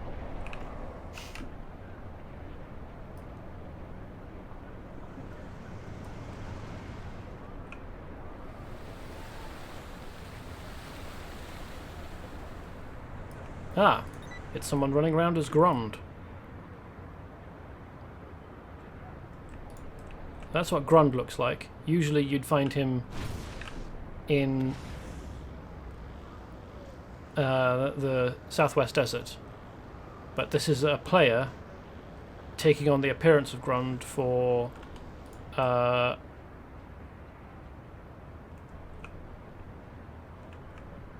don't remember what it's called. Onslaught, I think? I've never really done one.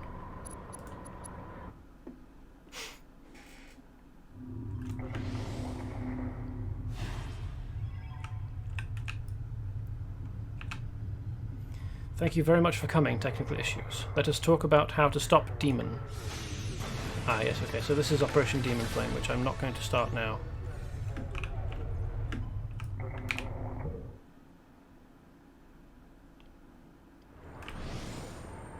But I will do these missions. Ninja the Scrolls, a reference to the anime Ninja Scroll, which is pretty old at this point. I think it came out in the 90s, or at least very early 2000s. It's quite good. There's a lot of stuff in Ninja Scroll that you will recognize if you've watched any other anime. Particularly, I remember seeing there's a character with a disco ball for an eye that he conceals under an eye patch, and when the eye patch hinges open and the disco ball comes out, the effect that it has looks very, very, very similar to the Sharingan of the Uchihas from Naruto. And of course, Ninja Scroll came out before Naruto, so obviously it was an inspiration.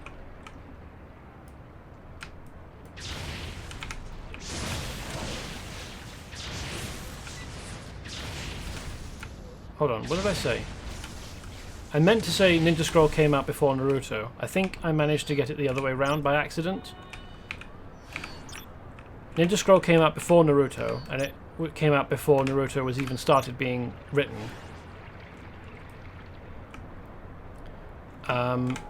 And so it will have served as inspiration for Naruto. Naruto Shippuden. not the other way around, as I may accidentally have implied, because I was confused.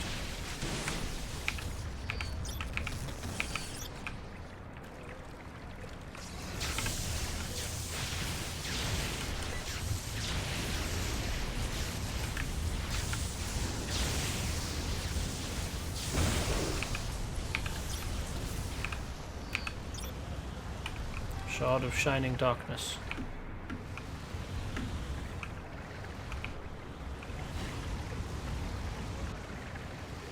I can hear the sound of water flowing, but there is no water in this fountain. I can't hear the sound of water flowing, despite the fact that this fountain is spraying water quite high.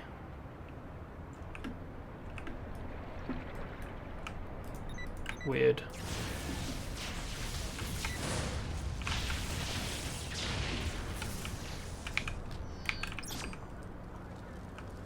Okay, that's enough pieces of Shining Darkness. Let's do...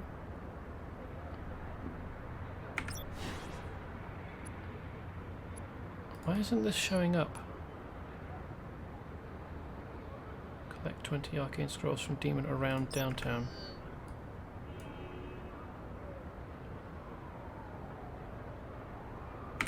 Oh well.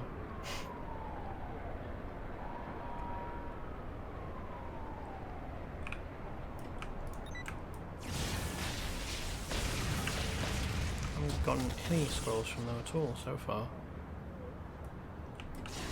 Talking to Chad, trying to convince him to become an evil mage. Oh, there we go. Ooh. A mission-giving object. You have found a portion of the Temperas Demonicus, a book of demonic summoning and control rituals used by demon. This portion of the book details general rituals, but there are other chapters that deal with specific demon types. The knowledge contained in these passages may be useful in dealing with the Glyphothic threat to Millenium City. Collect the remaining chapters from Demon Malefica and return them to Witchcraft. Demon cultists can be found near the Great Beast bookstore or in the blocks to the north of the Glyphothic Tear.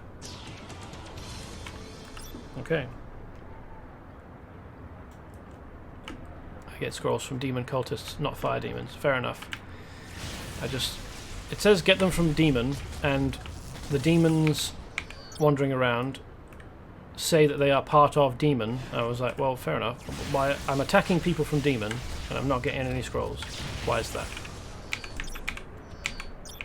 Okay, it needs to actually be from cultists or brothers, I suppose.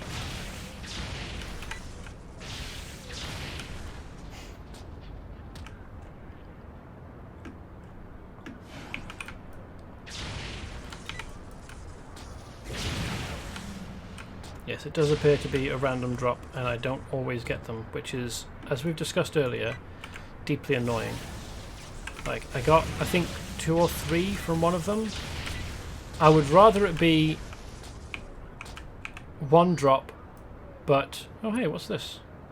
Smash an enemy with this Eldritch Mace for moderate dimensional damage. Okay. I guess let's see what it does.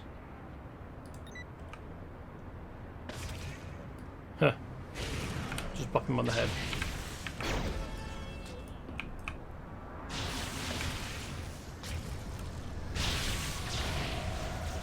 I think I'll stick with lightning. Cool, got 2 chapters at once. I wonder if I'm high enough level to investigate this. It probably won't be. No, alright. Oh hey, Weaver Rift. Welcome.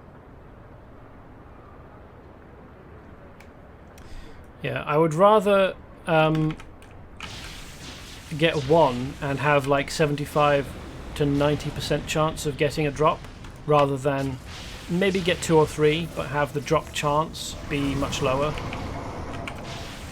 because then it's it feels less certain, you know, like you can, if the drop rate is higher, even though the number of drops is lower, you can get an idea of how many you need to take out and how long it will take. But when it's more random, it feels like you can be wandering around for ages and not know how long it's going to take.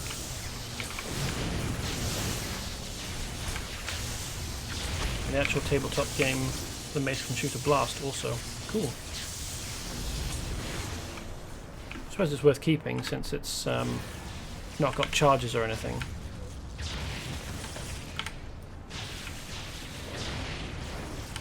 I wouldn't bother if it had a limited number of uses. Oh no, it does have charges. 23 of 25. Don't think I'll bother then. I'll just sell it.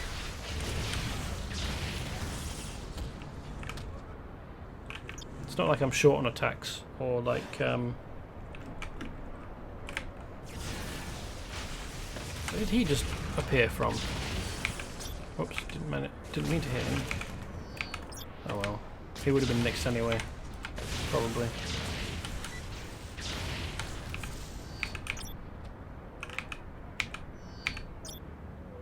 Well, we're getting there. 17 of 20, that's not bad.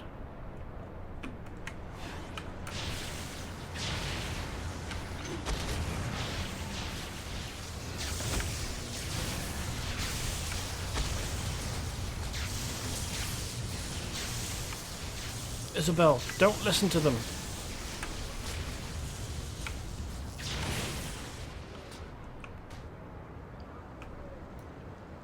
You can use all but one charge for the fun of it, then sell it to... Selling stuff to vendors doesn't care how many charges it has. Oh, fair enough.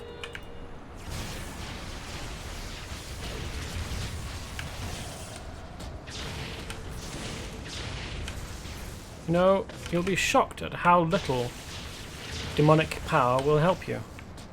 Haha.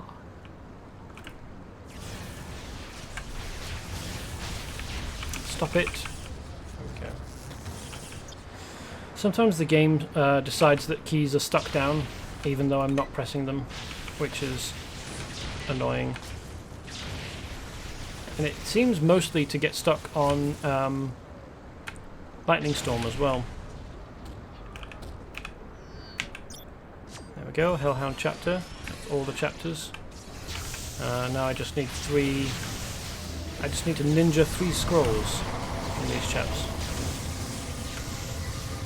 This is the Dimension Rift power. It's not doing a huge amount of damage to me, so I'm not terribly worried by it, but more powerful enemies can summon stronger Dimension Rifts, and those can be quite a problem.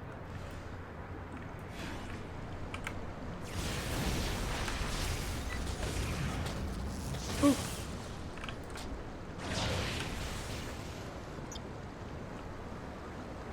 Ooh, completed Kindling. Defeat 100 fire demons. Those rifts can give you dots and other debuffs. Yes.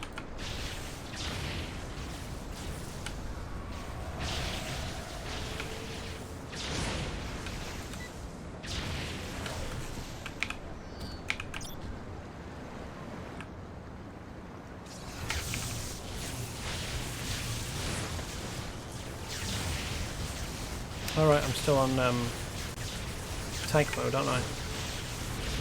Let's switch to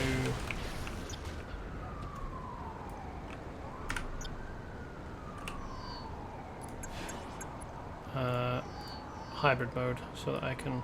No, I'm not going to bother. Let's leave it in my inventory. I'll just sell it later.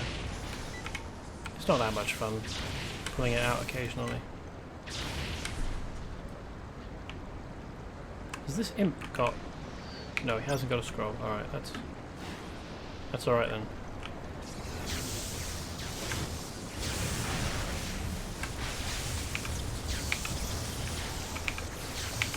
Hurrah! I have all of them.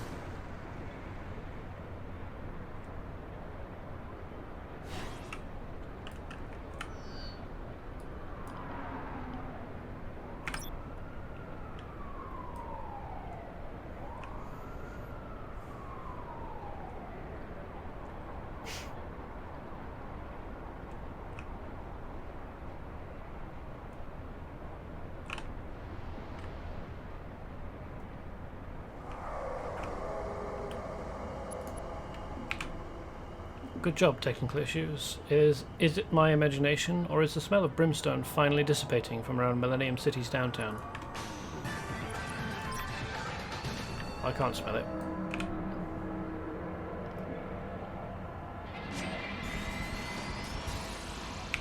Summon witchcraft. Aha. Talk to witchcraft. You're looking well, technical issues. Your aura is shimmering today, no doubt because of all the good karma you've accumulated through your heroic deeds. Let me guess, she's busy and she can't come and help. Thank you for assembling a complete volume of the Temperas Demonicus technical issues. Examination of the rituals in this book should give us great insight into demons' dark and mysterious methodology. Like the magic lantern. I sensed something was amiss in Millenium City, but I had no idea a Qliphothic incursion of this size had occurred. Where are you then? The dark energy seeping in from the chaotic Qliphothic dimension has obscured much of the city from my astral senses like a fog. I'm attending some other emergencies outside Millenium City, so I need you to be my eyes and ears here. I will be watching for further messages. You may contact me at any time through this orb. Seek no evil.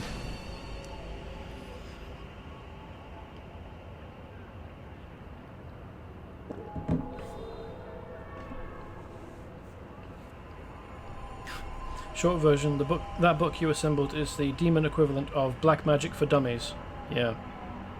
I'm not surprised Demon needs a book for dummies. Reports of demon manifestations are coming in from all over the downtown area. Citizens are in a panic and the police are overwhelmed trying to respond to multiple calls at once. The demons appear to be entering our world through small tears in the fabric of reality called Qliphothic seepages.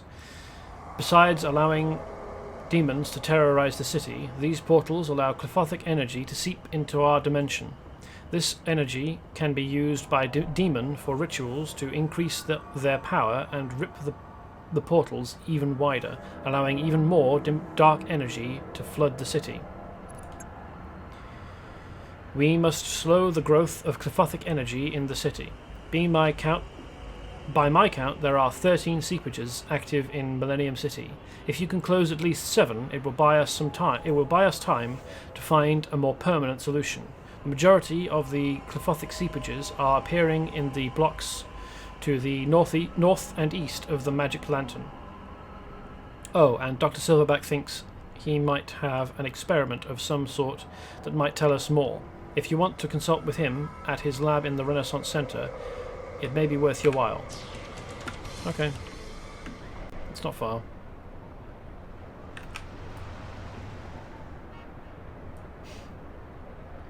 Seep is fun. I'll take your word for it.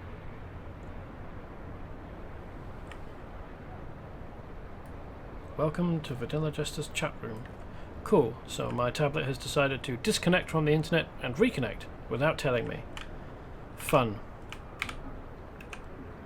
Ah yes, technical issues. Good to see you. Miss Blackman just told me you were on your way. Sorry for the back and forth, but I just received an artifact from those Canadian steelhead fellows. Something uncovered up there. Their early tests showed that it had an odd resonance with certain other dimensional energies, and I thought that it might be able to tell us something about these tears. If you could carry it with you while you examine them, I'd appreciate it. A crystal spider sign. A slab of quartz crystal inlaid with an 8-legged design of glowing metals that very roughly resembles a spider. It now has several scientific devices wired to it. Is this the device, the spider design that Ironclad picks up and you get from him later when you're on Monster Island and then in Lemuria?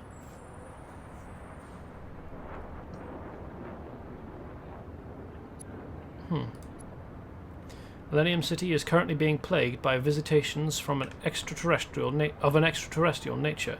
I am investigating the scientific ramifications of these reality warping events, but there is an undeniable supernatural aspect to them as well. You should speak to Alicia Blackman at the Magic Lantern bookstore. She is much more conversant in these matters than I. The bookstore is just to the east of the Champions building, so I presume I was supposed to pick that up from him before going and talking to her and...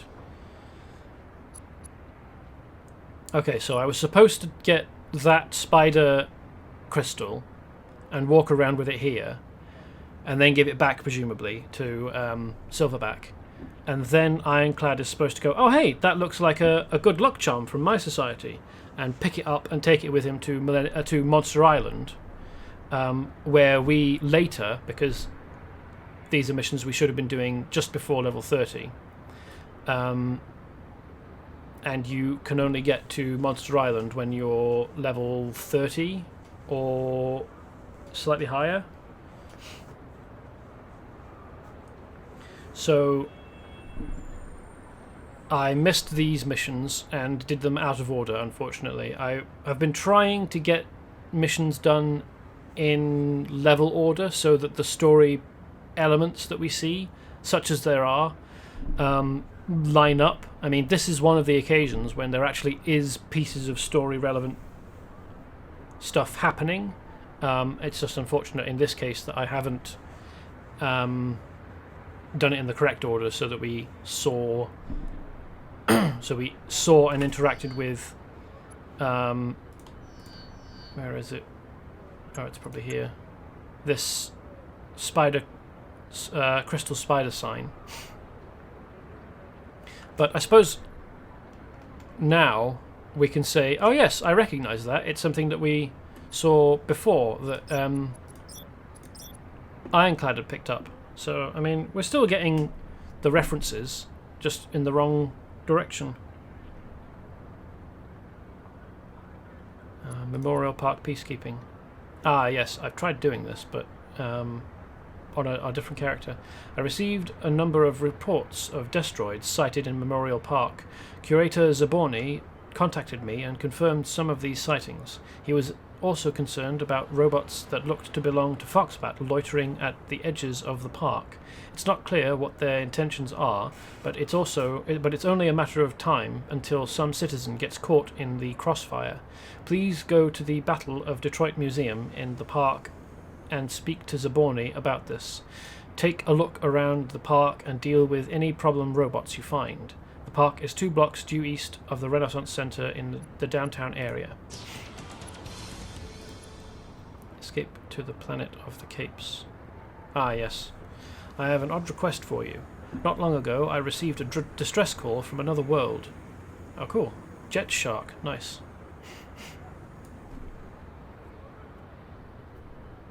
Story progression made more sense when they didn't break up Canada and desert to be different levels. This world was located in a parallel dimension where Bigfoots were the dominant life form on Earth and the human race was just a primitive tribe of cave-dwelling savages.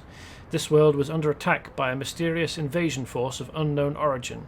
There was little I could do to help, but I was able to rescue a Bigfoot named Carnelian and his mate Zyress and bring them here before their homeworld was destroyed. My research into the manifestations plaguing Millenium City is consuming all of my time. Could you speak with Carnelian and see how he and his mate are adjusting to life here? You can find him just to the north of the Harmon Industries laboratory.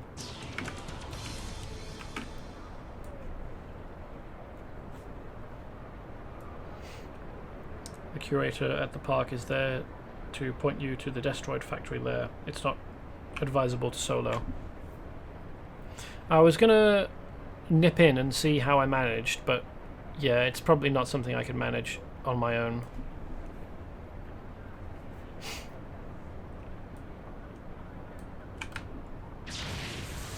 So, because I am way over level for this, finding Destroids in the park to defeat is going to be difficult, because if I was the correct level and came near these piles of, if you see, old Destroid helmets, they would spring up and attack me. But because I'm too high level and scare them, they don't. Yes, we have had some unusual occurrences lately. Those odd robots of Foxbats have been hanging around outside the museum, and some have even tried to break in. On top of that, the remains of old destroids from the Battle of Detroit have begun appearing on the surrounding grounds. I can only guess that they were buried during the fighting, and the recent cold winters have pushed them to the surface. Some of them are still active and have caused trouble. So, if you're trying to do this when you're too high level, as I am, and you can't find any destroids in the park, the workaround that I found was there are destroids out here. If you pull some of these destroids into the park and then defeat them, they will count as destroids that you defeat in the park. They don't count if they're out there and you defeat them, but they do. See, I've got 3 of 10 reactivated destroids. And 4, because that counts as a destroid as well. Whereas if I defeat the destroids out here, they don't count towards the total.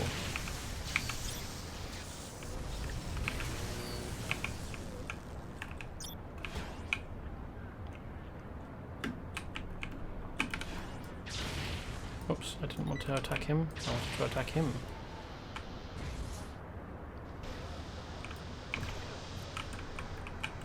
Yes, I will. I did see that the black box had an exclamation mark over it and was a quest-giving item, or a mission-giving item. So I will pick that up now. The black box contains the last recorded memories of one of Foxbat's Fox BattleBots. The information stored in it may give some clues to Foxbat's mysterious absence from the public eye and the odd behaviour of his robotic minions. A piece of tape on the box reads, "For Dr. Silverback's orangutan eyes only." Except Silverback isn't an orangutan, he's a gorilla. Huh. Why are these here now? They weren't here before. They definitely didn't appear for me when I was playing this as on my main before. I don't know why they've showed up now. That's super weird. Still, if they don't, and you can't find any reactivated destroid bots to defeat, because I certainly couldn't when I was trying to do this before,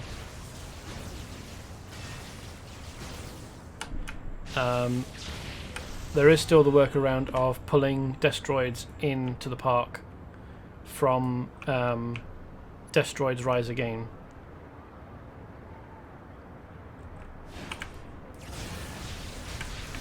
It took me a while to work that one out.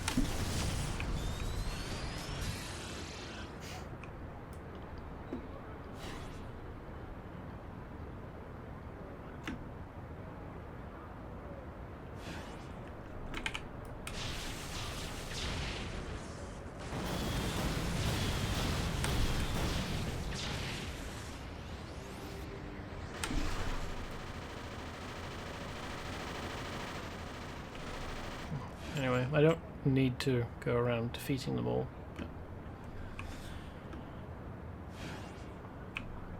There is also one destroid back here, so if you are patient, I suppose you could defeat it, wait for it to respawn and do that 10 times. If you've got nothing better to do.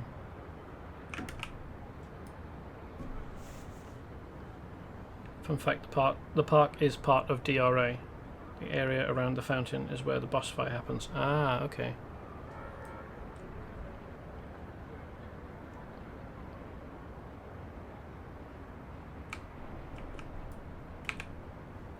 Thank you for checking into this. A few destroids reactivating years after the Doctor's defeat cannot be mere happenstance, and the fact that these robots are appearing in such large numbers can only mean trouble is brewing.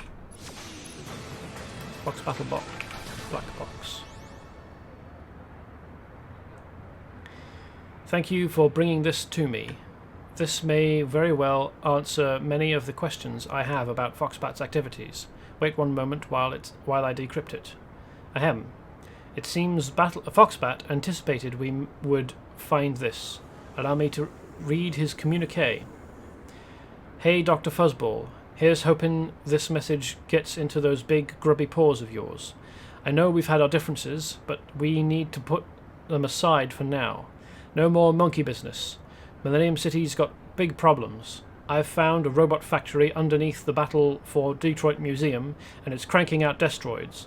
How am I supposed to take over Millenium City and be its greatest supervillain if there's no Millenium City left to take over? Be a pal and send over some of your super flunkies. I'm going to need a second banana, or even a whole bunch of them, if I'm going to go toe-to-toe with the Big D. Hugs and sloppy kisses, your burly, big-brained baboon, Foxbat.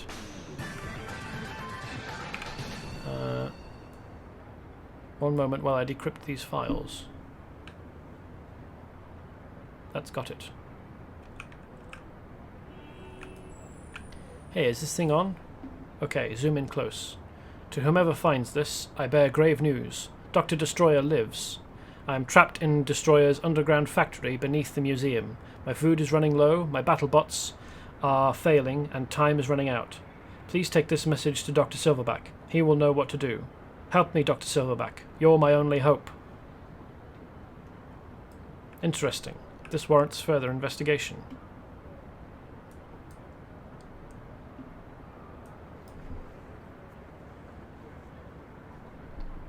Millenium City looks so much better with this weather. What, snow drifting through?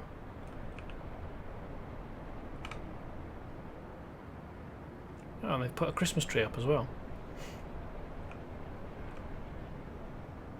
Nice.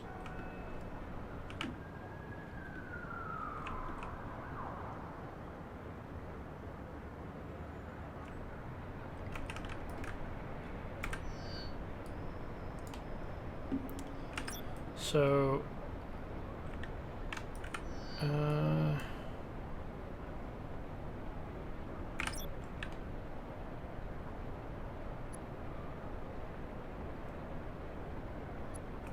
let's talk to Blackman again, I guess. See if that leads to any more missions.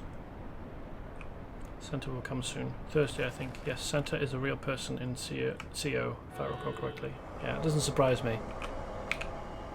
There is no doubt that Dr. Silverback is one of the scientific geniuses of our age, but science cannot explain all that is going on in Millenium City. Yes, there is more in heaven and earth, Horatio, than is dreamt of in your philosophy. Dealt a bad hand. Ow, not so loud. Sorry, Witchcraft was just communicating with me over the astral plane. We don't have much time. Witchcraft was using the Eye of Horus to track J. Richards, an occultist of questionable reputation and talent. Richards possesses a tarot deck, or is it tarot deck, imbued with powerful magic. He was trying to sell it and playing my bookstore, the Magic Lantern, against the Great Beast Books in a bidding war. Apparently the evil cultists of Demon decided they want the deck, but they aren't interested in paying for it. Demon goons are roughing up Richards right now. Stop them before Richards hands over the deck. Witchcraft said to look for him northeast of here, just west of the Galeria. Ask Alicia about the Crowns of Crim. The Crowns of Crim? They're really bad news. There are 6 of them, each powerful on their own, but when they get together they're a major threat. The crowns in themselves are mystical weapons, forged by the demon god Crim during the Terrakian Age, tens of thousands of years ago. Right now they are worn by 6 evil men who use them for the foulest purposes. Bloodstone wears the crown of blood, and as far as I know, is the only one of them who still retains even shreds of his soul. Considering what he's done, that may make his crimes even worse. Eclipse wears the crown of shadow, giving him power over darkness. Yes, we've already met him and defeated him. Oh, and it'll have a time-limited mission to beat up a giant teddy bear. On the upside, if I recall correctly, Richards lives and regrets his mistake. That's good. Yes, we've already met Eclipse and beaten him up in Canada. He's the most demonic of the crowns and the one most devoted to restoring Crim's power. Force wears the golden crown, granting him power over kinetic motion. I've heard he's rather materialistic, actually, but no less brutal. Phoenix wears the shining crown and has power over fire. His pyromania is only matched by his sadism. Temblor wears the crown of stone and has a body made of rock. He can blend with the earth, corrupting it wherever he goes. Finally, there is Dark Seraph, who wears the iron crown. He may be among the most evil people to ever walk the earth, and with the iron crown he has the power to act on any malice he thinks of. I haven't heard of any sightings of Temblor, Force, or Dark Seraph himself recently, but I have no doubt that they're out there, no doubt working on some new evil plan. That's a cool costume. Brute. Level 30. You can fight Phoenix on Monster Island, or rather in a volcanic cave under it.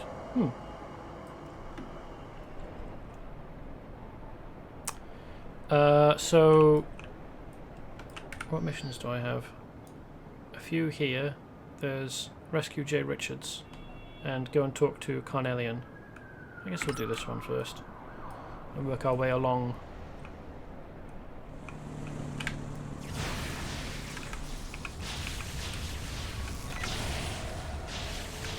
I'll just bet that he's already handed over the tarot cards and we need to go and collect them from various demon dudes. Bloodstone, Eclipse and Phoenix are the only ones you can fight. Temblor is in-game but just watches you. Force is mentioned, as is Dark Seraph. In fact, Arvard altered Force's memories. Yeah, when we were in Thrakiel's temple, one of the Thrakiel scriptures mentions Dark Seraph. Apparently Thrakiel drew Dark Seraph to him. So we fought Eclipse. Apparently Phoenix is on Monster Island somewhere. And Bloodstone may show up somewhere else, I guess. I haven't seen him so far. Is Witchcraft coming? Don't get me wrong, I appreciate the help. I just don't know how well you are equipped to deal with a mystical death cult like Demon. Pretty well equipped, as it turns out. They don't like electricity any more than any other sort of human does. Demon wants the Moonrot Tarot deck I was trying to auction to one of the local bookstores. The only problem is I don't have it. If you can get me safely to the Magic Lantern, I'll tell you more. Escort him. Okay.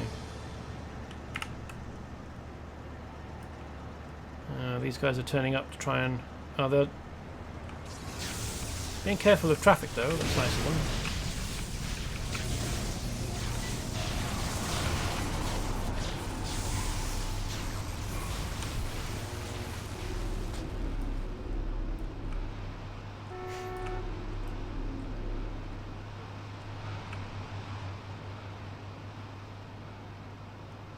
At least it's not a terribly long escort route to take him.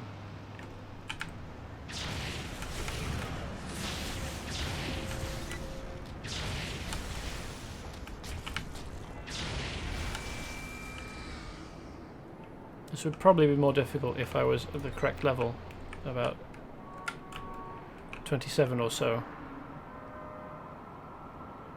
Don't want to spoil the surprise of where Bloodstone is. Okay, fair enough.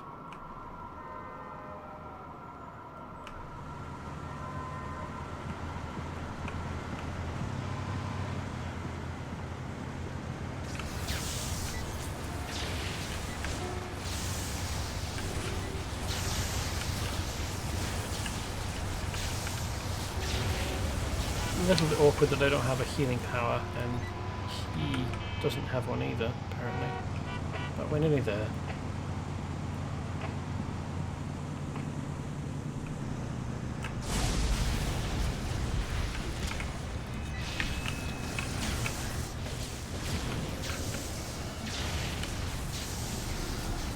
I think I just made the tree sway quite hard. Yeah. Wow. Almost knocked the tree over. Thanks. Funny thing is, I don't even have the deck anymore. I'll let Alicia fill you in on the details.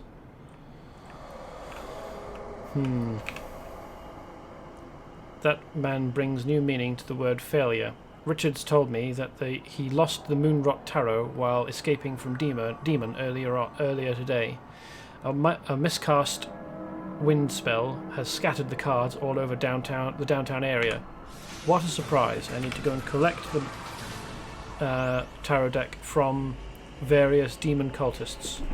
You must recover 56 minor arcana and 22 major arcana. Fucking fantastic, alright. Hopefully I'll get... Oh, this is going to take fucking ages, isn't it? It's going to be one of those... You've got 25% chance of the drop, but maybe you'll get 5 cards at once. You can't break trees, just make them wiggle. Yes, but the fact that I can make a hardwood tree like that wiggle so much with Thunderclap right next to it means that I'm putting an enormous amount of force into the tree. Jay Richards just gave me some more details about his loss of the Moonrot Tarot deck. He attempted a wind spell while being chased by some demon members. His intention was for the wind to carry him to safety, but the malevolent power within the Moonrot deck warped the spell. The wind tore the deck from his grasp and scattered the cards all over the downtown area. Some members of Demon's inner circle know that the deck is up for grabs and each one wants to be the one to recover it. They have their minions scouring the city for it. I'm afraid you will have to recover the deck from the members of Demon itself. You can find the demon cultists in the blocks surrounding the magic lantern, where they have gathered to study the Clefothic seepage. Alright, well that should be easy enough.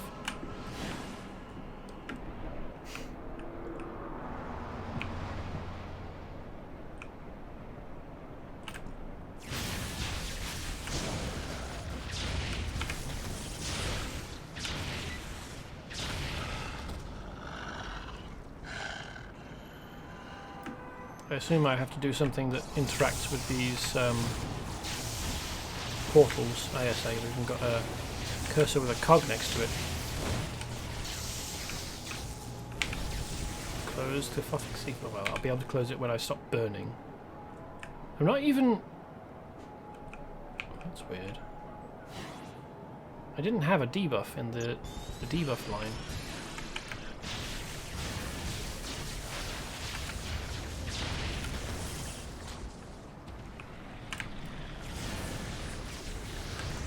I wonder why they're attacking those civilians.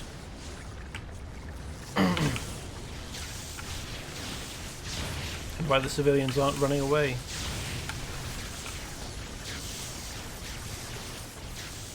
That's really weird. They're just calmly walking along, burning.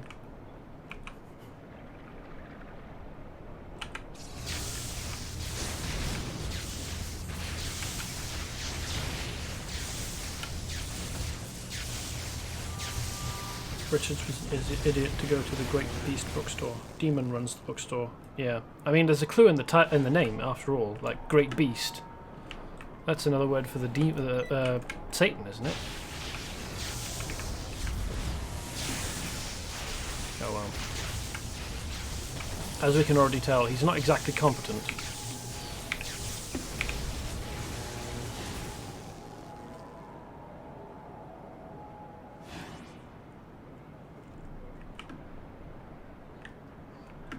Amazed he's managed to learn enough magic to cast spells at all. Really.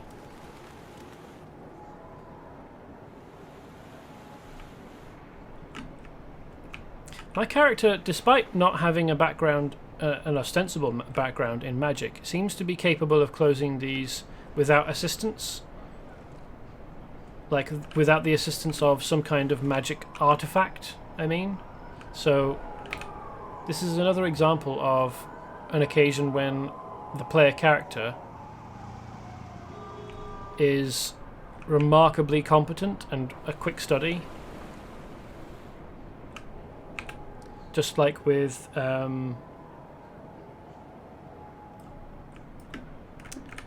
there was a mission over, was it here?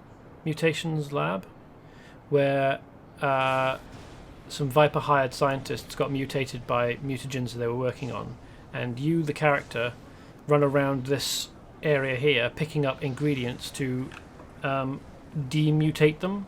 So you pick up the ingredients and then synthesize a cure. Wonder why they're attacking these ordinary humans. Where have these ordinary people come from? Why are they just standing around whilst they're being attacked?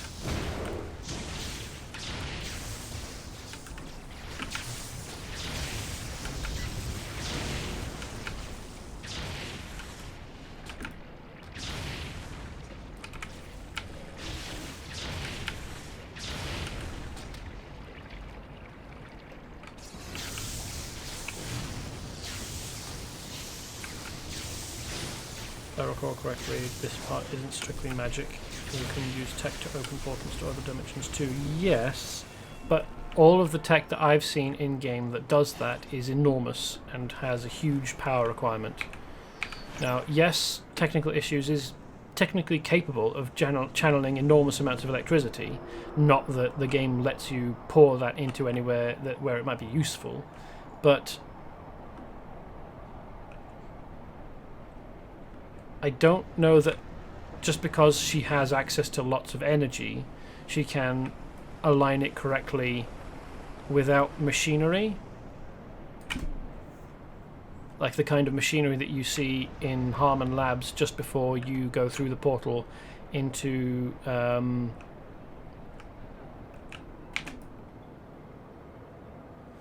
Multifaria.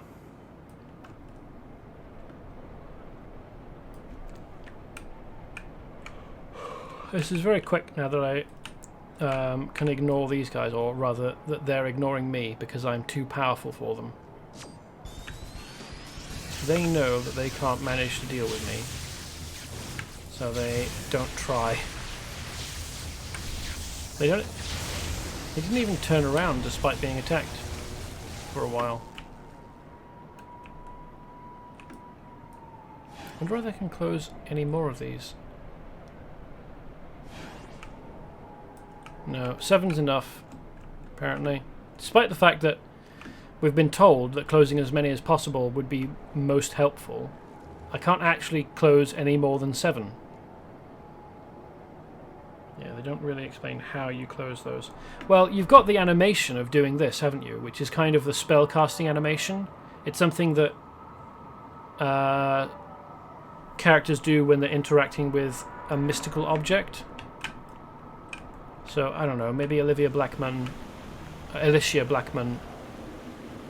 teaches you a cantrip or something which closes dimensional rifts, I suppose. And that your character is capable of remembering... What is this? No, that's a Relentless Assault. That's a buff. This is Clinging Flames, the debuff. So this line is definitely buffs, and this is debuffs, but before I was somehow on fire and suffering from a dot, despite not having a debuff here indicating it, which was very weird. Anyway, so we're going to go and talk to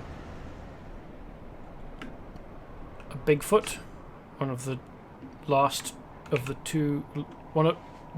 two last big feets left from the alternate universe. Greetings. Pardon me if I stare. I come from a dimension where Bigfoots are the dominant species, and humans are only rumoured to exist, reputed to live like animals and savages in the most remote woodlands of my home world. Did Dr. Silverback send you? I'm sorry if I seem morose. I mourn the loss of my world, and now I mourn the loss of my mate. Can you help me? Yes. Info. Intelligent Bigfoot from a parallel dimension where humans are cave-dwelling savages and Bigfoots rule the world. But their dimension was invaded, pillaged and destroyed, and Carnelian and his mate Xyres barely escaped with their lives. They arrived in Millenium City thanks to the help of a pan-dimensional transporter created by Dr. Silverback, with a warning that an interdimensional conqueror and destroyer may threaten this dimension next, which will presumably lead into resistance. I'm assuming, I don't think that we get much information out of these guys, but I'm assuming that the threat that destroyed their world was the Carcharodons and Shadow Destroyer.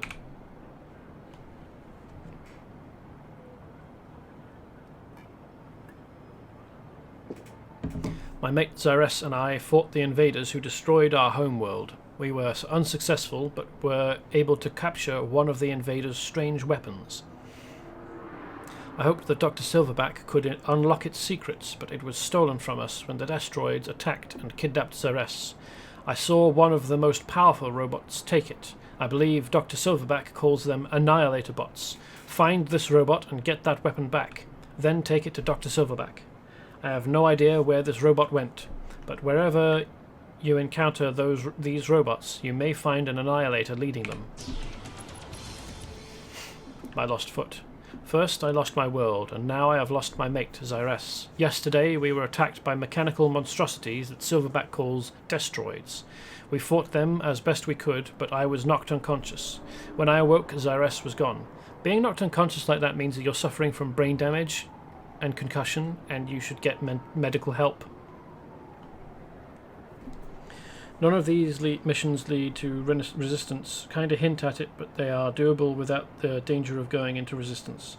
Yes, I know that they are not like part of the story arc that leads into it, but they are here to suggest the existence of the stuff that you meet when you go and do resistance, which I think is a cool addition. Which means that they probably weren't in the original game. They were probably added at around the same time that the adventure packs were added. I have spent the past day searching for her, but I have had no success. I do not know this strange city we now call home very well, and the strange smells here confuse my senses. Can you help me find her? I caught a faint trace of her scent 2 blocks east of here, just past the hole in the street. So we know, our character knows, that there are actual Bigfoots in this world. They've met them and helped, either fought them or fought alongside them. They live in the northwest of Canada.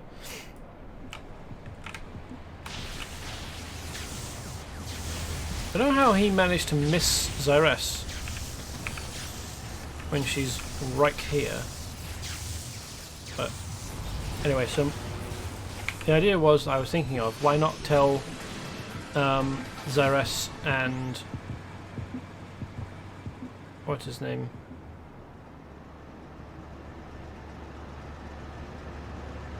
The other one about the Bigfoots in Canada, so that they could at least visit. I mean, I know that Carnelian, thank you, yes. Why not tell Carnelian and Xyres about the Bigfoots in Canada? I mean, they probably won't really want to visit, or stay with them at least, but visiting them might be good. I mean, they don't have the kinds of things that the Bigfoots of their original dimension probably have. Like, they're not the dominant species on Earth, basically. They don't have the resources and the development and the breadth of culture. But they're still there, they still exist, and we know where they are. We could guide them. Hello, I hope you are here to help. I am weary of battle, and a friendly face is most welcome, even if it belongs to someone as strange-looking as you. I'm sorry, was that rude? In my dimension, Bigfoots are the dominant species, and humans are thought to be little more than tall tales and urban myths. Intelligent Bigfoots from a parallel dimension, with a missing there, where humans are cave-dwelling savages and Bigfoots rule the world. But their dimension was invaded, pillaged and destroyed, and Xyres and her mate Carnelian barely escaped with their lives. They arrived in Millenium City thanks to help of a pan-dimensional transporter created by Dr. Silverback, with a warning that an interdimensional conqueror and destroyer may threaten this dimension next. I think I read that before, but it was a few text messages ago. Carnelian must be worried. These strange robots seem intent on keeping me prisoner. Could you see me safely back to Carnelian? Yes. Easily.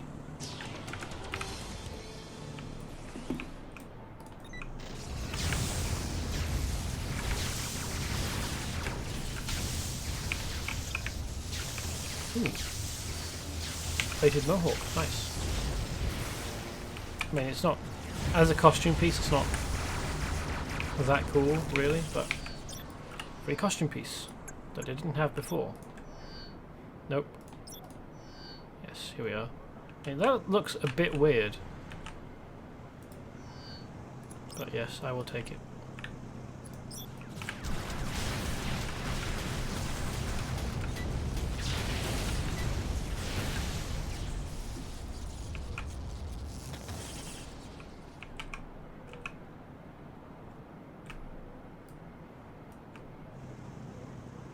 The invaders came through portals and destroyed all in their path.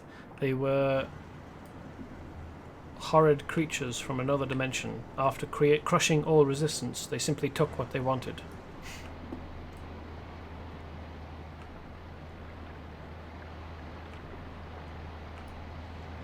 The size and the fur remind me a bit of Wookiees. Once the invaders had taken all they wanted, they used a weapon that annihilated our entire world. Dr. Silverback rescued us only moments before our world was destroyed.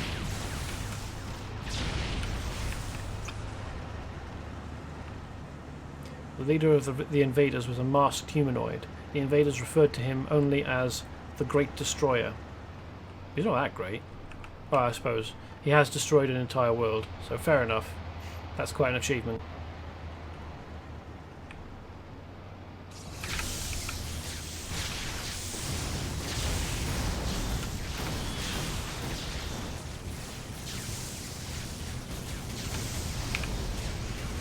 Aha! Found the weapon of unknown origin. Where's there a demon chilling on the steps there? On his own.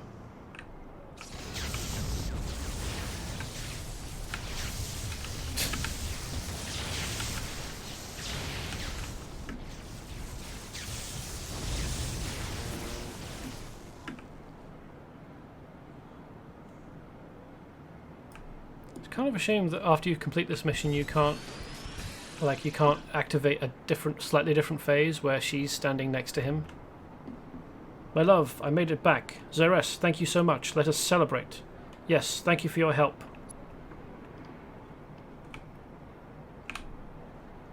I can never thank you enough for returning Zeres to me. I don't know that I could survive losing her. We both have lost so much already. I only hope that our new adopted homeworld, Earth, does not suffer the same terrible fate of our native dimension. I wonder whether their world had magic and superheroes as well.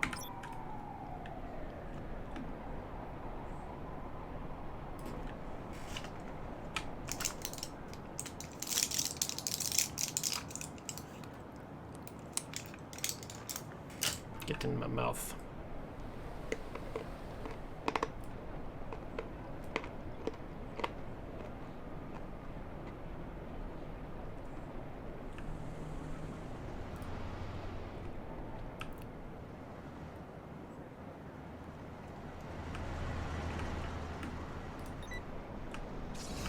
You chaps have got something I want.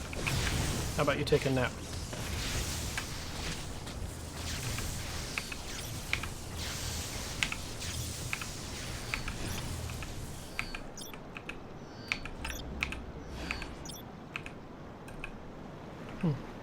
That is good a drop rate. Nice.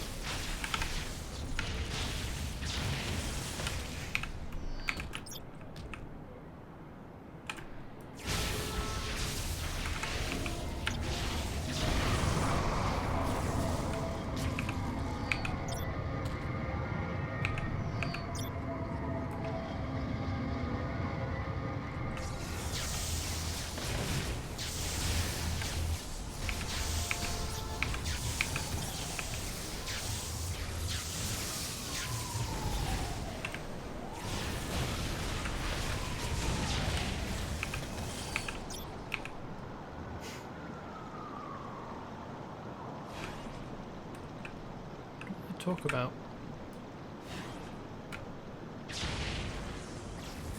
You will not get those cards. I've got more cards than you have. Already. Oh, hey.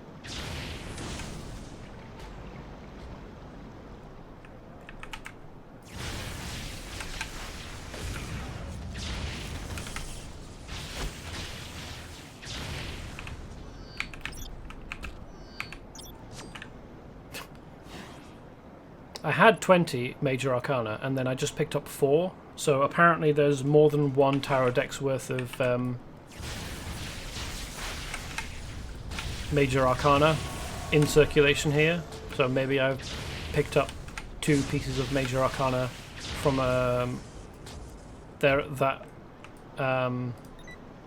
Morbane's own deck, I suppose.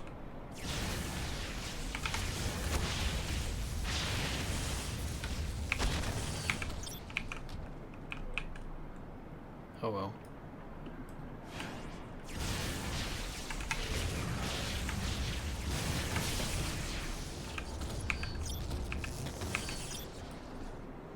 $23 of 56. Not quite halfway there on the minor arcana.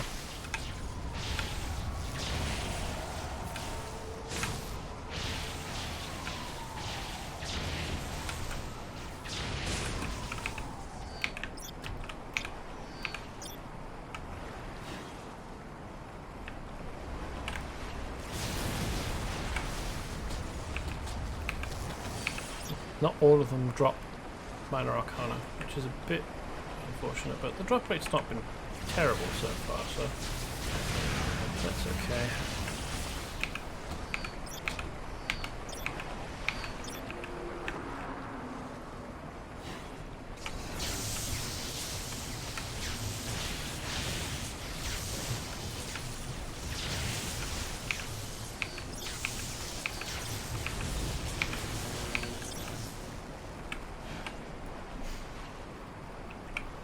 Hey guys, what's going on over here?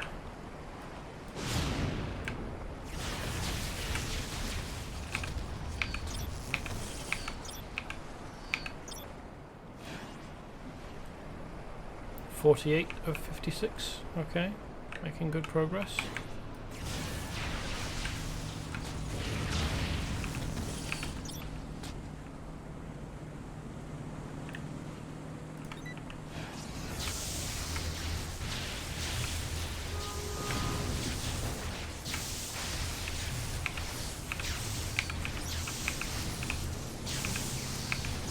Oh, that's not a card, that's a boot.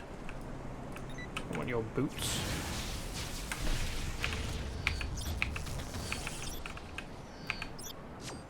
But hey, there we go. That didn't take as long as I'd feared.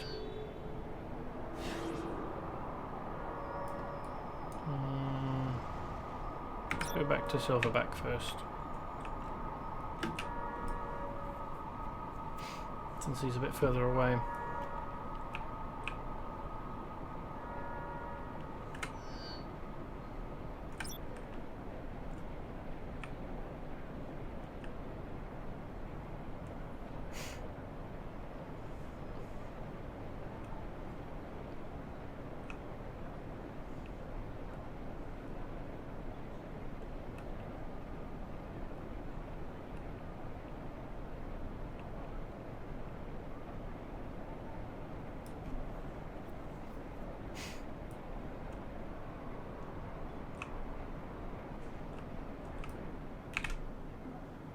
Oh, excellent, excellent technical issues. Our monitor devices registered a resistance to the portal with resonance with the portals the moment you took it near one of them.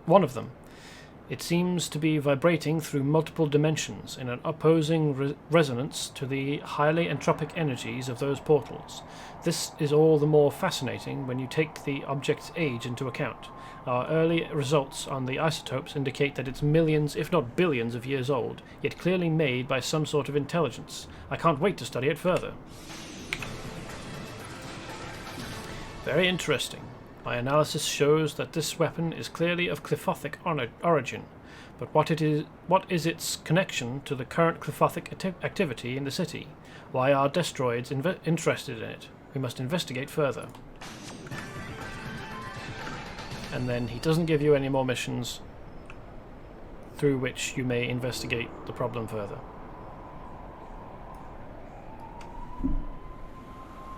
Just check my internet connection to make sure that I am actually connected and not unduly ignoring people.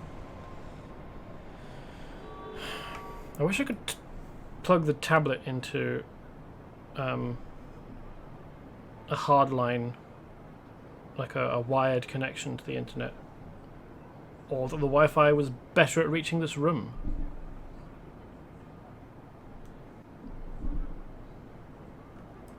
Okay. The last thing I saw was Ravenforce telling me that the guy, the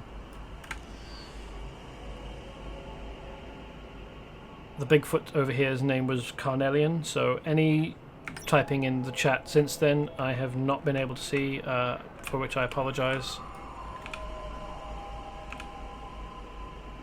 Excellent work. I can already sense a drop in the Clyphothic energy throughout the city. Unfortunately, we are treating the symptoms and not the disease.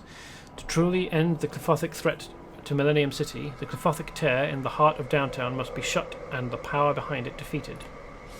Makes sense? Aha! I see you. Testing the chat. Hopefully it will remain connected for the rest of the stream. It was only a matter of time before a Clyphothic incursion of the magnitude of the one in Millenium City attracted the attention of Demon's shadowy leader, the Edomite. I have detected an enormous surge in the supernatural energies surrounding the Great Beast bookstore. I believe the Edomite has sent one of his most powerful supernatural servants, the Black Shepherd, to oversee Demon's activities in Millenium City in person. This presents us with an opportunity. The Black Shepherd will certainly be carrying Hecate's key, an artifact allowing interdimensional travel. Defeat him and get this key. It may have the power to close the Clyphothic tear. The Great Beast bookstore is located in the interior of the block to the east of the Battle of Detroit Museum. A key that enables dimensional travel sounds like a very useful thing to have. I can feel the power radiating from the cards you are carrying. Now that you have recovered the entire Moonrock deck, tarot deck, I must send it to Witchcraft. She will place powerful magic wards on the deck that should prevent Demon from scrying out its hiding place. This tarot deck would have been a devastating weapon in the hands of Demon. Thank you for recovering it. Okay. Let's go and close that tear, which I think we found earlier. Here. Just we couldn't interact with it. Remember how Richard said he was dumb enough to take that tarot deck to the Great Beast bookstore? Yeah. Not a good idea. It's an incredibly powerful artifact from lore. Oh, cool.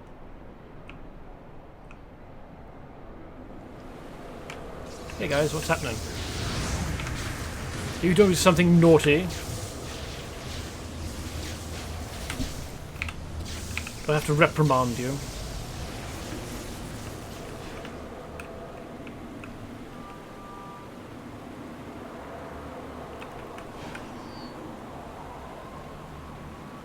Oh, this is where I'm supposed to go. That doesn't make any sense.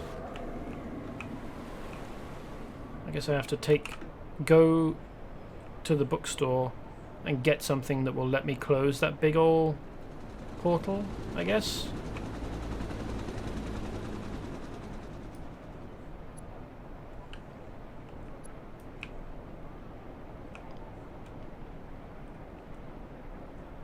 Huh, wild. I didn't even know this was here.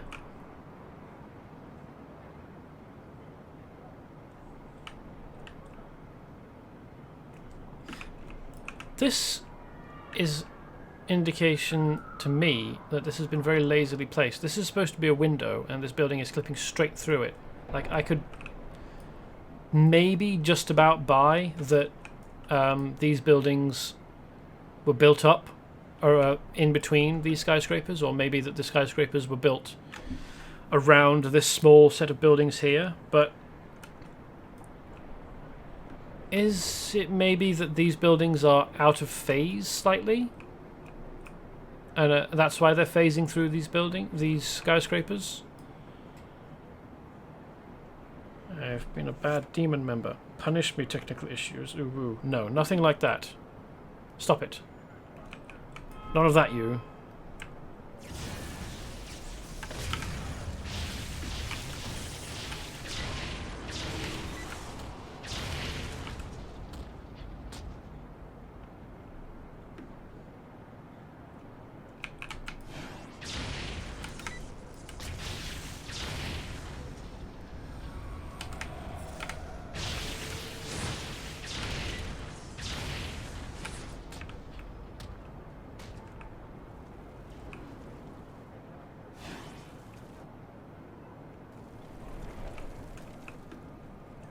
Is this the bookstore? Yes, obviously it is. But there's nothing about this building in particular that marks it out as a bookstore, as compared with the other ones. I mean, this burning mark is present elsewhere, isn't it? Yes, here. And here. Like, there isn't... Very few of the buildings in this game actually have signs on the front telling you what they are. Like, I know I don't need to fight the guys on the outside, but it feels odd to me that a superhero would not bother with them at all.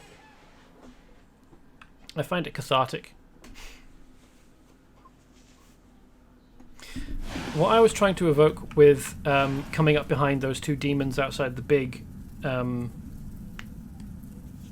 rift was like a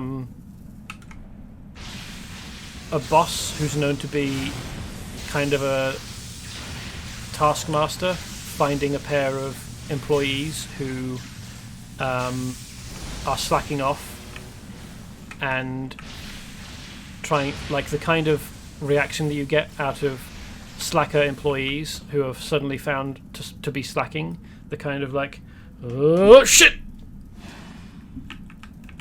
kind of everything clenches immediately, oh no, I'm so guilty, ah, I've been caught, kind of reaction. Not you're very naughty and you need to be punished kind of reaction, which is not something I will ever deliberately go for.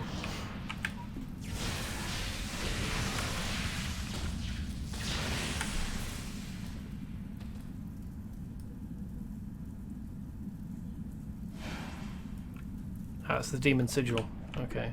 Basically, it's marking those buildings as belonging to demon, I guess.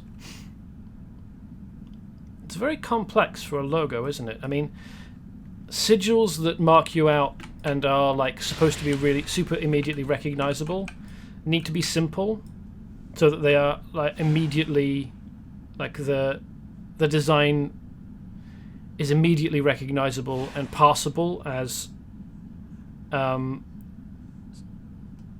oh, that's what that means. So like play buttons, the little arrow, or like power buttons with a circle with a line through it. They're very, very simple devices that you can immediately identify the purpose of.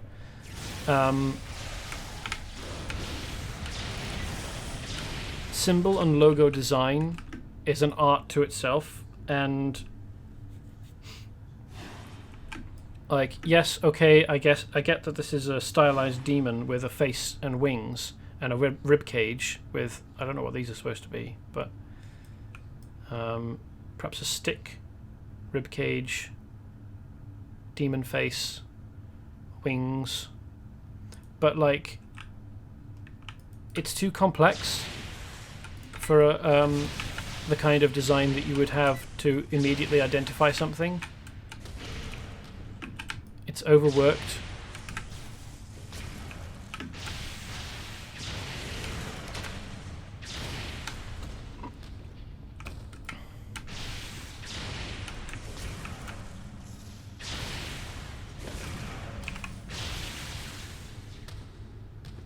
Oh, this isn't very big at all, is it? Black Shepherd.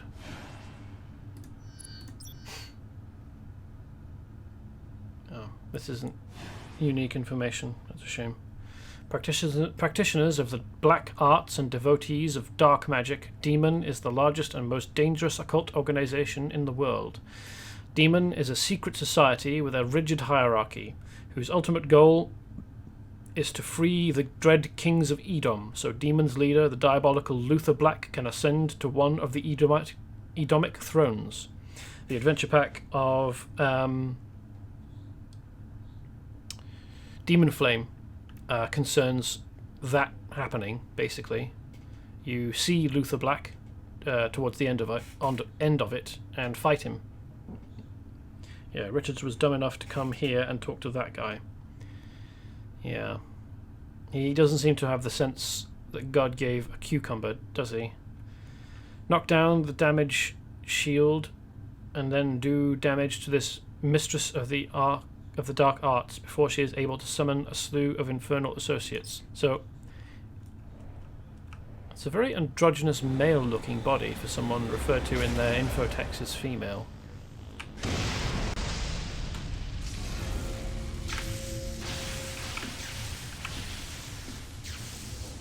Okay, Black Shepherd, how do you feel about the Gigabolt?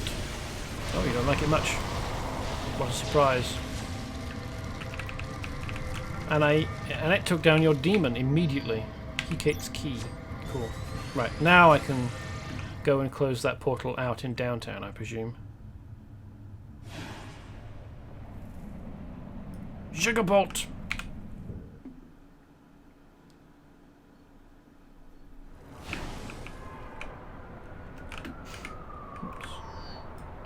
Yeah. Off to the right.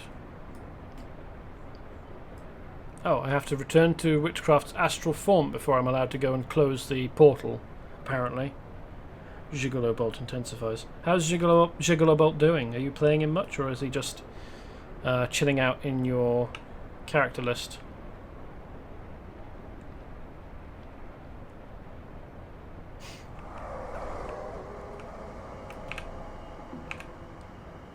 I was correct. Hecate's key does possess the power needed to close the Clyphothic Tear. Thank you for facing the Black Shepherd and recovering it. We can now heal the city's spiritual wounds.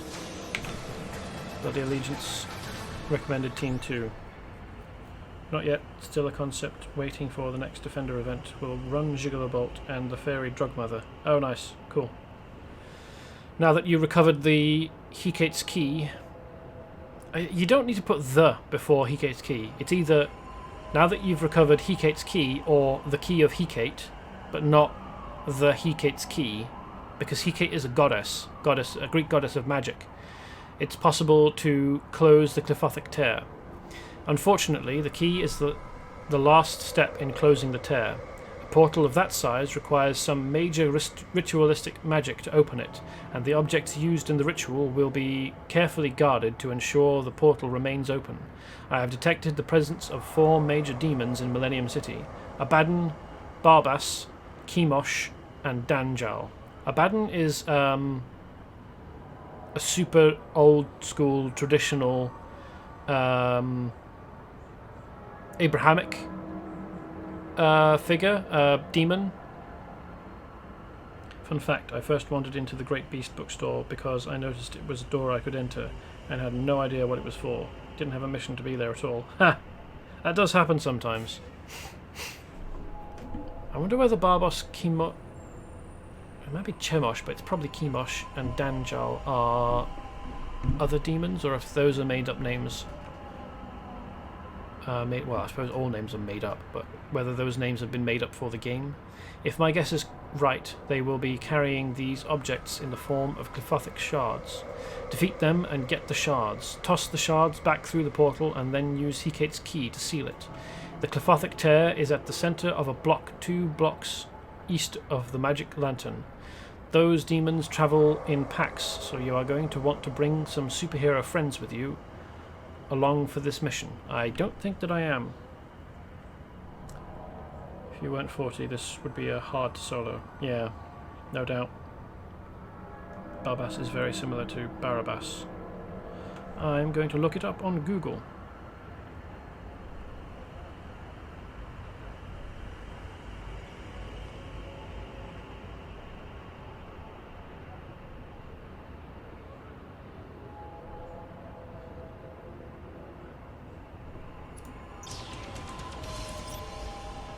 Chemosh was the national deity of the Moabites, whose name was most likely meant destroyer, subduer, or fish god. While he was most readily associated with the Moabites, according to Judges 11:24, he seems to have been the national deity of the Ammonites as well. Ah.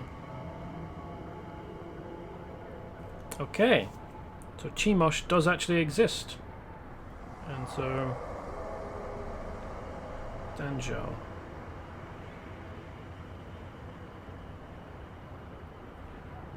Might not be.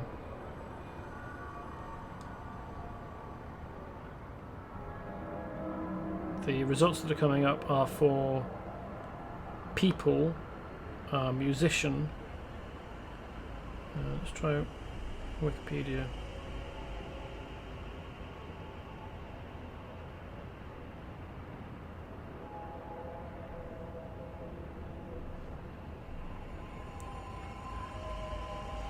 Oh yeah, I know Abaddon is a biblical term, or biblical name.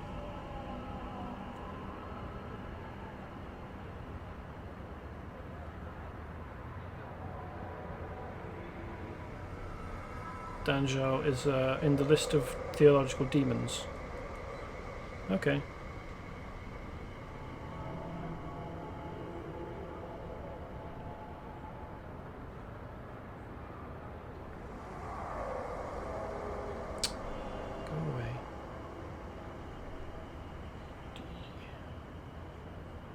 Danjo, Jewish mythology. Also spelled Danel, is an angel, the seventh mentioned in the 20 Watcher leaders of the 200 angels in the Book of Enoch, who taught the signs of the sun to humans. The name is translated by Michael Knibb as God has judged. Conversely, according to Francis Barrett in the Magus, Daniel is the name of one of the 27 holy angels bearing the name of God. Shimhamphore.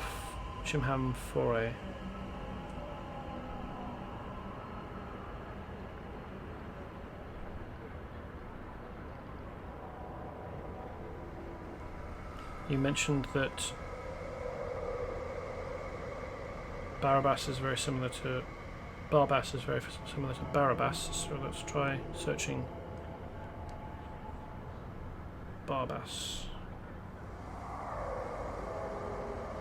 There's a dog found in Skyrim.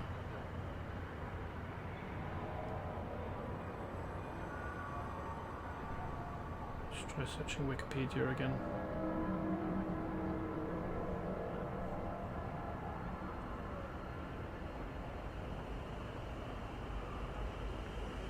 Juan Barbas is a retired Argentine footballer who played as an attacking or defending midfielder.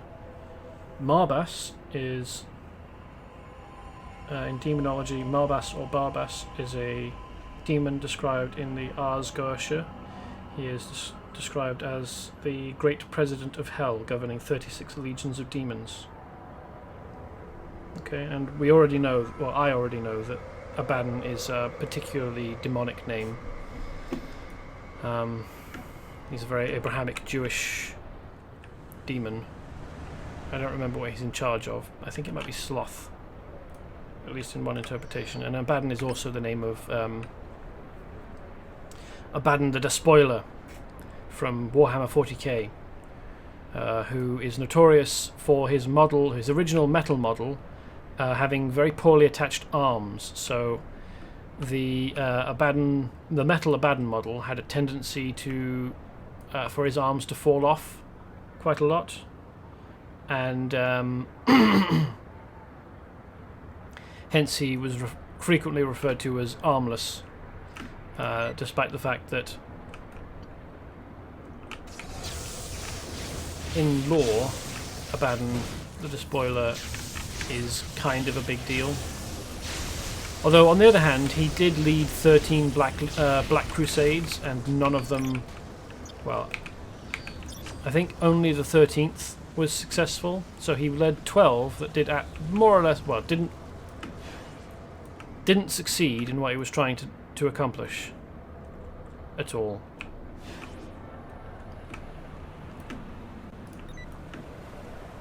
Here's Kimosh.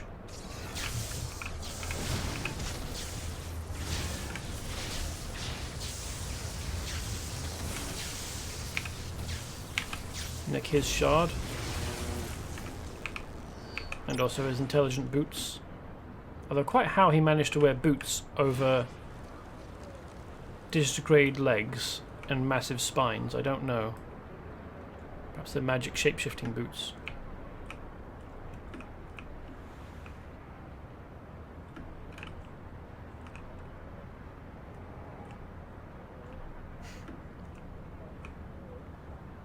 I wonder where my next victim is hanging out.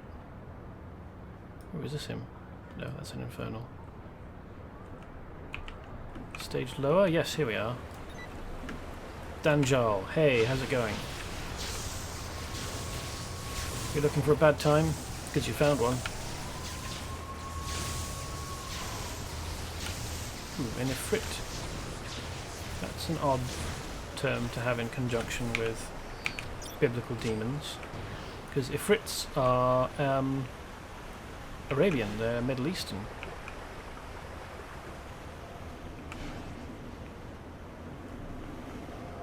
There's the last one. Where's he hiding? He's in the fountain up top.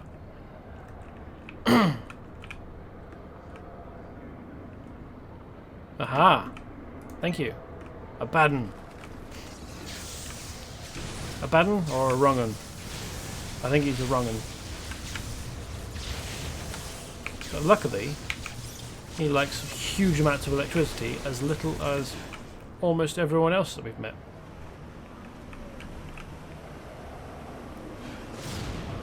Boo.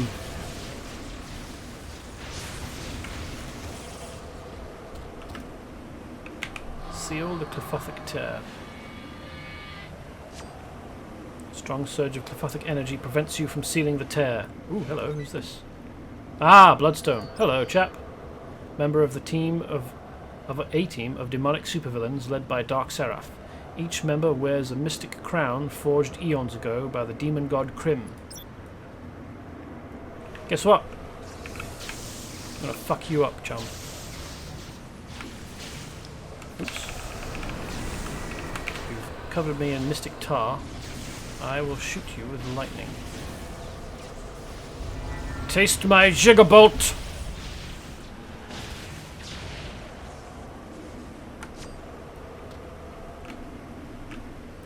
Vanquished Bloodstone. Nice. It was closer at hand than I thought. There we go.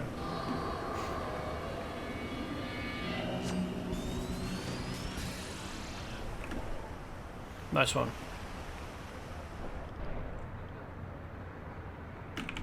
Oh, go behind the portal. There is lore. Thank you. Ah, yes. Bloodstone's orders. Bloodstone. Continue to observe demons' plans in Millenium City. Do not betray them until you've concluded your research into their demon-binding rituals. If we are to succeed, we will need to push the fiends of the descending hierarchy in ways we've never had to before, and learning the technique Demon has recently begun to employ to coerce the demons of hell may be vital. Additionally, you are to keep watch for a hero known as Technical Issues, who may be entering Millenium City soon. This Technical Issues has already caused our plans a great deal of trouble, and I would see this interference brought to a bloody conclusion before Phoenix's work on Monster Island is disrupted. Dark Seraph. Too late! I was already here! Ha ha ha ha ha! And he met more technical issues than he could deal with.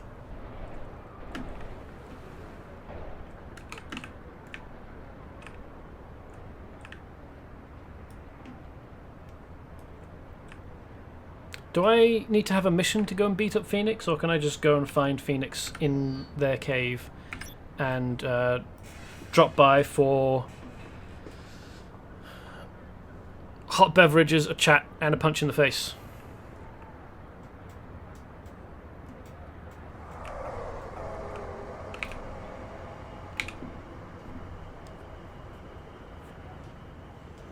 You were in Phoenix's lair recently. Still has VO. You can drop in. You don't need to have a mission to do it. Cool. Is there a mission that leads you there? It's closed? What a relief. The level of cathartic energy in Millenium City was approaching dangerous proportions. If the tear remained open much longer, the city might have faced a full-scale demonic invasion. You have my gratitude for dealing with this. And that's it. Just talk to his assistant at the foot of the path to the cave. You can find fire demons walking on a path on Monster Island near where Teleosaurus lurks. Kill them and you get an item that gives a mission. Oh, cool. Okay. I've been streaming for 3 hours, 10 minutes. It probably won't take long, and I don't have anything else in Millenium City that would keep me here after that, so I mean, the next thing that I'll do, I think, is probably going to be one of the adventure packs in it. I think it'll do Whiteout because it's the shortest, and I'm most likely to be able to do that in a stream, single go, which I guess will be next time on Friday. Talk to Erwin and he'll teleport you to Teleosaurus area. Okay. I'm not sure who Erwin is. Monster Island.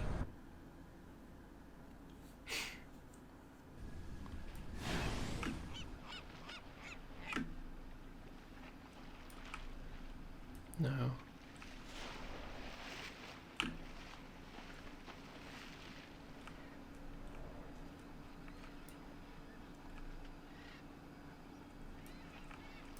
Who's Erwin?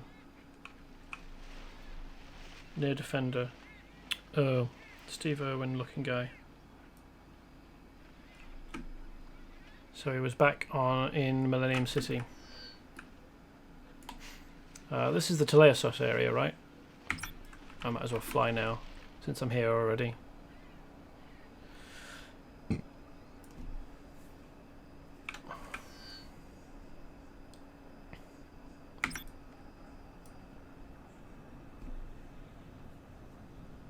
I only noticed a few days ago when I was flying through that there's a massive skull that this tree has grown through here.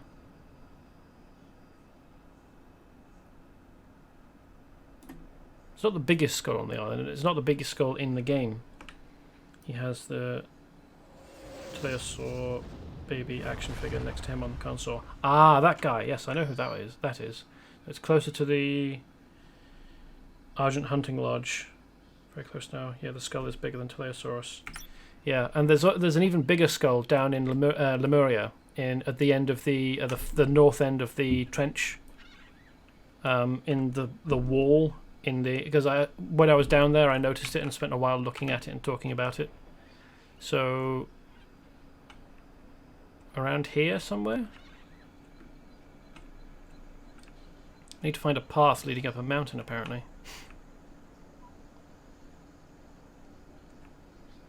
Oh wait, I think I know where that is actually. There's like demons spawning here, running down, isn't there? So I talked to someone down here. Ooh, he's interesting. He's spicy, isn't he? Oh, he's level 37. That's not a surprise then.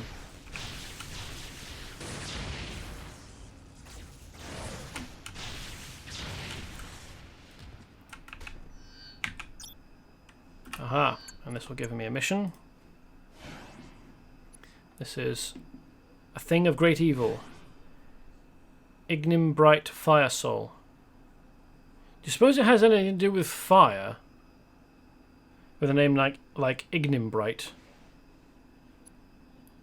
Belongs to whichever hatches from the giant egg on the island. Yeah, probably. skull in Lemuria looks like it came from something nearly a mile long. Yeah, it's fucking enormous, that thing in the water. Yes, it might be something to do with water. The Ignimbrite. It's a bit on the nose, isn't it? All that remains of the strange demonic fire creature you just defeated is a scorched rock that exudes supernatural evil. When you touch it, an image flashes in into your head, and you briefly touch the mind of the demon's master, Phoenix, he of the Shining Crown, a member of the nefarious Crowns of Crim. He's been sent here by the leader of the Crowns of Crim, Dark Seraph, to harness the power of the volcano and create an army of demonic fire minions. You cannot allow this diabolical plot to transpire. Venture into the lava cave, then to confront and defeat Phoenix. I will do so. Hi there, chap. You looking for a bad time? Because you found one.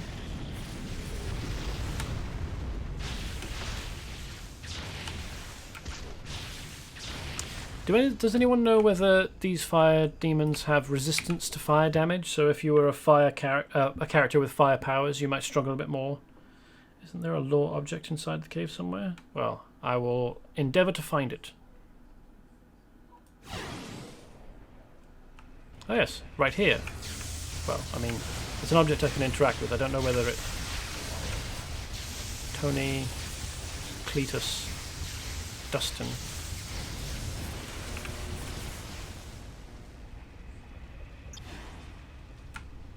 Archaeologist notebook. Signed archaeologist notebook. Or singed, rather, not signed.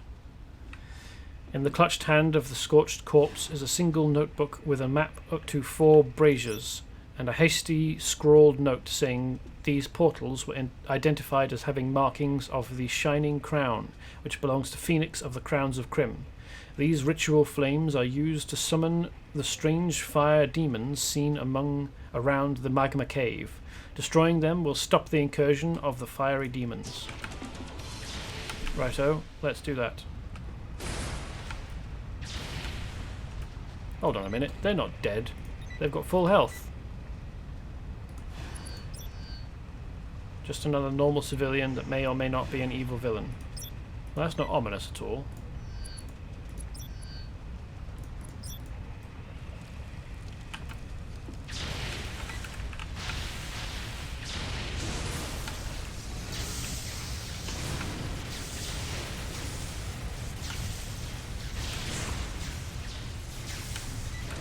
Why wasn't I getting any energy from that? I should have been applying... My ball lightning should have been applying negative ions.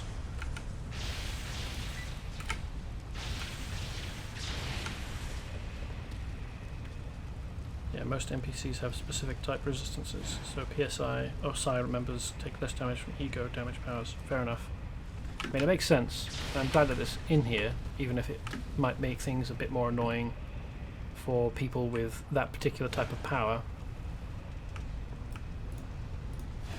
Ah, this one. Okay.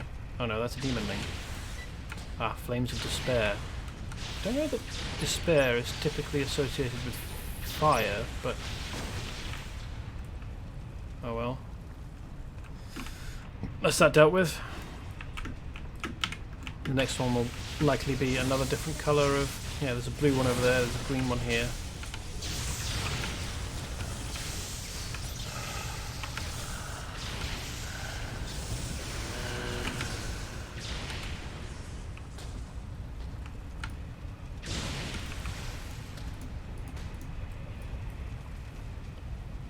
It's an upside down person, frozen in the rock.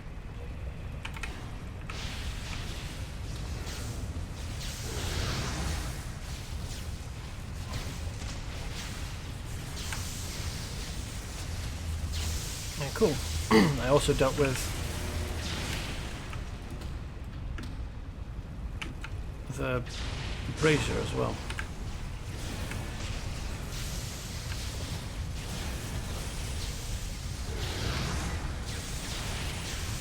Be a lot worse, as in it was hellish to fight robots with ego damage powers, and bullets had less effect on ghosts as well. Well, I mean, that makes sense, you know? Like, why would robots who don't have physical minds like brains take more damage or take really much damage at all, specifically from telepathic powers, you know? I mean, I suppose there's a balance to strike between gameplay, like ease of gameplay, and making the world feel immersive, and I suppose I might be more on the end of make the world feel more immersive than make gameplay easier, but I feel like having robots take less damage from ego attacks and ghosts take less damage from physical attacks, like not just bullets but also swords, that just makes sense to me. It was pretty bad for a time though, like almost couldn't do some missions as certain builds. Yeah, we had energy defenses and physical defenses too. I mean, I suppose something like that makes more sense in an actual, like a single-player RPG kind of game, where you can perhaps find devices or weapons that have the type advantage that you need, so you can play rock, paper, scissors with damage types. I guess in a game like this, where you're stuck in, well, not stuck in a build, but where you've got a build that's difficult to change, it's probably less fun.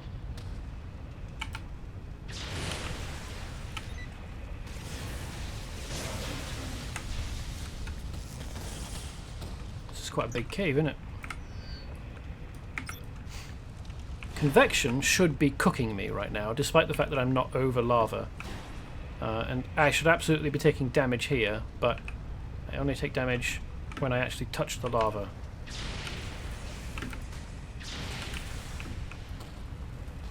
Not that it's particularly significant damage, but still.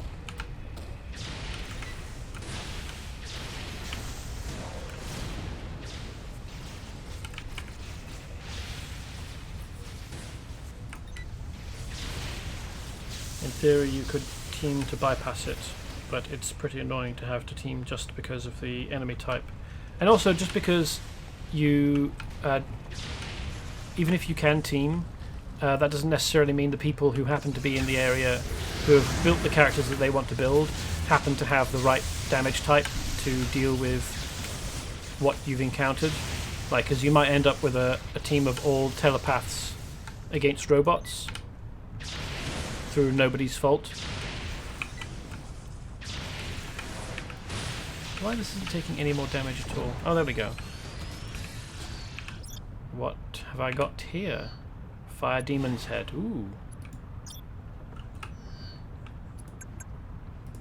Let's... no, it's not here. Need to empty my bags. Let's add this to my collection. The lava damage in this game is puny. That happened to me. We tried to run Destroyer's factory, and everyone was ego. Oh hey, it's Bale. He doesn't have any special text in his info box. That's a shame. Or a Bale, probably not Bale. Like, that's probably not his name. That's probably just the type. Try to run Destroyer's factory. All telepaths. Yeah, that's a bit awkward. Ooh, what's this? This looks like a machine, probably for... Well, my first assumption would be that it's for drawing thermal energy from the Earth as a power source, but I suppose it could be almost anything. It might actually be a not a reference, a remnant of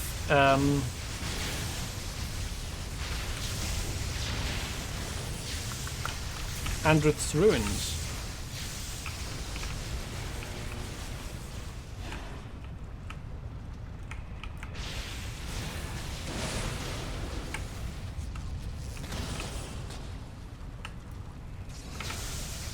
Wonder why there's upside down humans carved in these pillars with flame on their hands. Or, well, there's bits of human sticking out all over the place. It might actually be people stuck in those pillars, not carvings.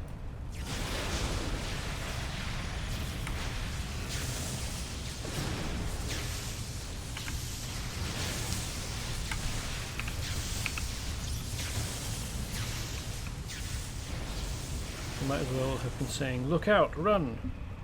It's a very, very painful experience. It's Lemurian crap. Yeah, I thought it was probably Lemurian.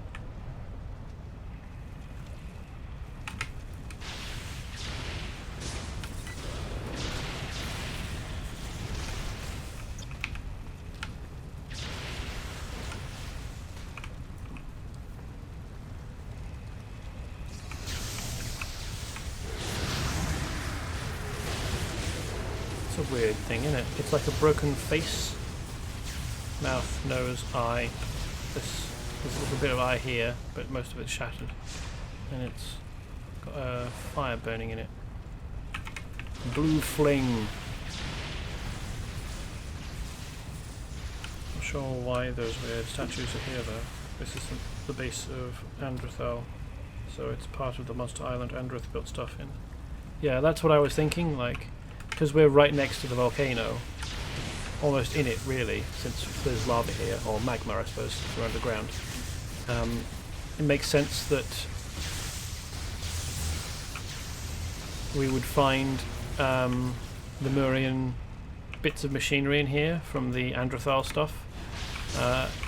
I'm glad that they show up, because it makes the cave feel like it's attached to the rest of the island. Like it's a physical space on the island somewhere. Maybe demons like them and stole them for decoration. Yeah, maybe they're pre-degeneration Lemurians, because Andreth didn't look like a fishman. Yeah, the live, laugh, love sign. Ugh.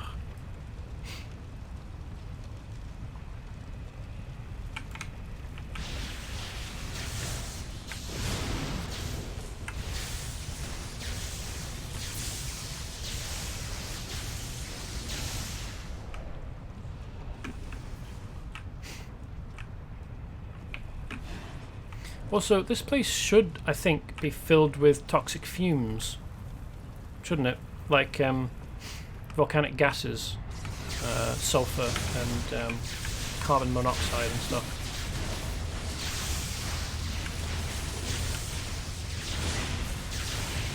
You don't have to massacre the fire demons. The only objective is beating Phoenix. Yes, but it feels wrong to leave the fire demons here. I'm thinking in terms of, like, if the character were really there and this was all really real. Also, I get drops from the fire demons. I got that fire demon head from the fire demon. I wouldn't have gotten that if I hadn't been defeating fire demons as I went through. Ooh, lore behind Phoenix. Okay, I'll get there, have a look once I've beaten him up. All hail the crowns of Crim. Fiery fiends from the flaming pits of the infernal netherworld. Avoid the fire patches sparked by this blazing behemoth and block its barrage of blistering fireballs. It's unfortunate that he doesn't have special text. Maybe he's not quite special enough. We are unstoppable. The world will burn. I think you are entirely stoppable. And I think that large amounts of lightning will do it. Eat Gigabolt! Okay, I wasn't quite as... didn't have quite the effect that I was hoping. Surrender, superhero, or I'll incinerate your very soul. He says on half health with me not even damaged. You've got to admire his moxie, haven't you? You shouldn't have meddled in the affairs of the clowns of Cryptic. Why? Because I'm ruining the mystique. You're not nearly as impressive as you think you are. Fool, I'll teach you the true meaning of suffering. No, I don't think you will, you know. Use Gigabolt.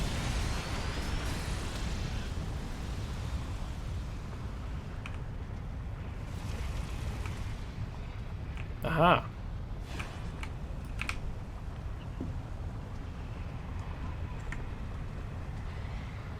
True, fire demons have nice loot sometimes. Fight everything, get loot, make money. Yes, that's... I've been trained well by RPGs in the past. Break everything, open every box, defeat every enemy, take all of their stuff. If the knowledge of demon binding bloodstone acquired is now in your capable hands, all the knowledge of demon binding bloodstone acquired is now in your capable hands. Test it out somewhere remote and hidden, perhaps on Monster Island. We must be certain that the rituals will work. Already Crim's dreams grow troubled. I can feel his urge for blood colouring my thoughts. It will not be long now. The rituals must be ready soon. Be warned, however. A threat to your work may be headed to Monster Island in the person of the hero Technical Issues. If so, prepare a warm reception for our interfering guest, and if there are any ashes left, send them to me. I would like to mix them into the wine at the next Black Mass. Imagine me sending the ashes of Phoenix to him. I hate spelling mistakes so much. How do you spell Phoenix correctly and incorrectly in the space of 3 words? I didn't even notice, to be honest.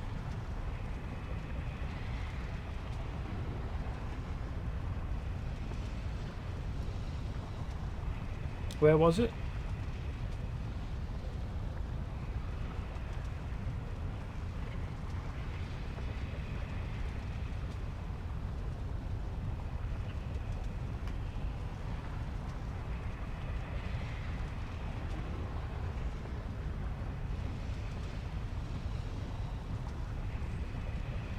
Oh well, I mean, I didn't notice. I didn't think that this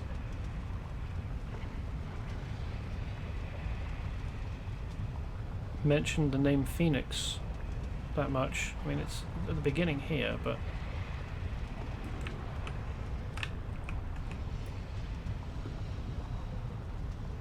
oh yeah, Phoenix, not Phoenix. That's embarrassing. Oops. No, I want to do this. That's the one. Exit now. We didn't proofread. This seems to be common in this game. Teleporter on standee is still my favourite. Oh hey, I've actually got a device that will take me back to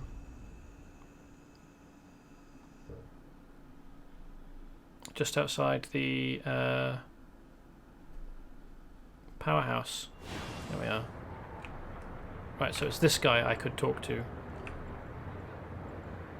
until liaison Irwin.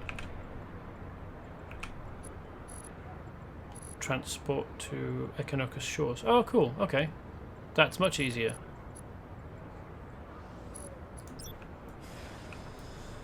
Didn't know that was there. If you have the penthouse hideout, you can use it as a shortcut to MC. Ah, very clever. I do have the penthouse hideout, but I don't think that I've personalized it to Technical Issues. So cool, thanks for letting me know that that's possible as well. I'm mostly using the Moonbase one. So that will be it for this stream. We've gone half an hour over. I apologise for keeping you if you had other things to do. Well, I suppose if you had other things to do you really needed to do, you could have gone just stopped watching. But thanks for sticking around. I hope you've had a good time. I'll be back on Friday. I don't think that there's much else for me to do besides adventure packs. Not that I could do solo. So, as I mentioned, I will be having a go at Whiteout on Friday, I think, because that's the shortest of the adventure packs. And then if I manage to finish that in 3 hours, which I might be able to do, I will try one of the other adventure packs. Not sure which one, but yes, I'll be starting around 8 GMT. See you again, whether it's on Friday or not. Goodbye.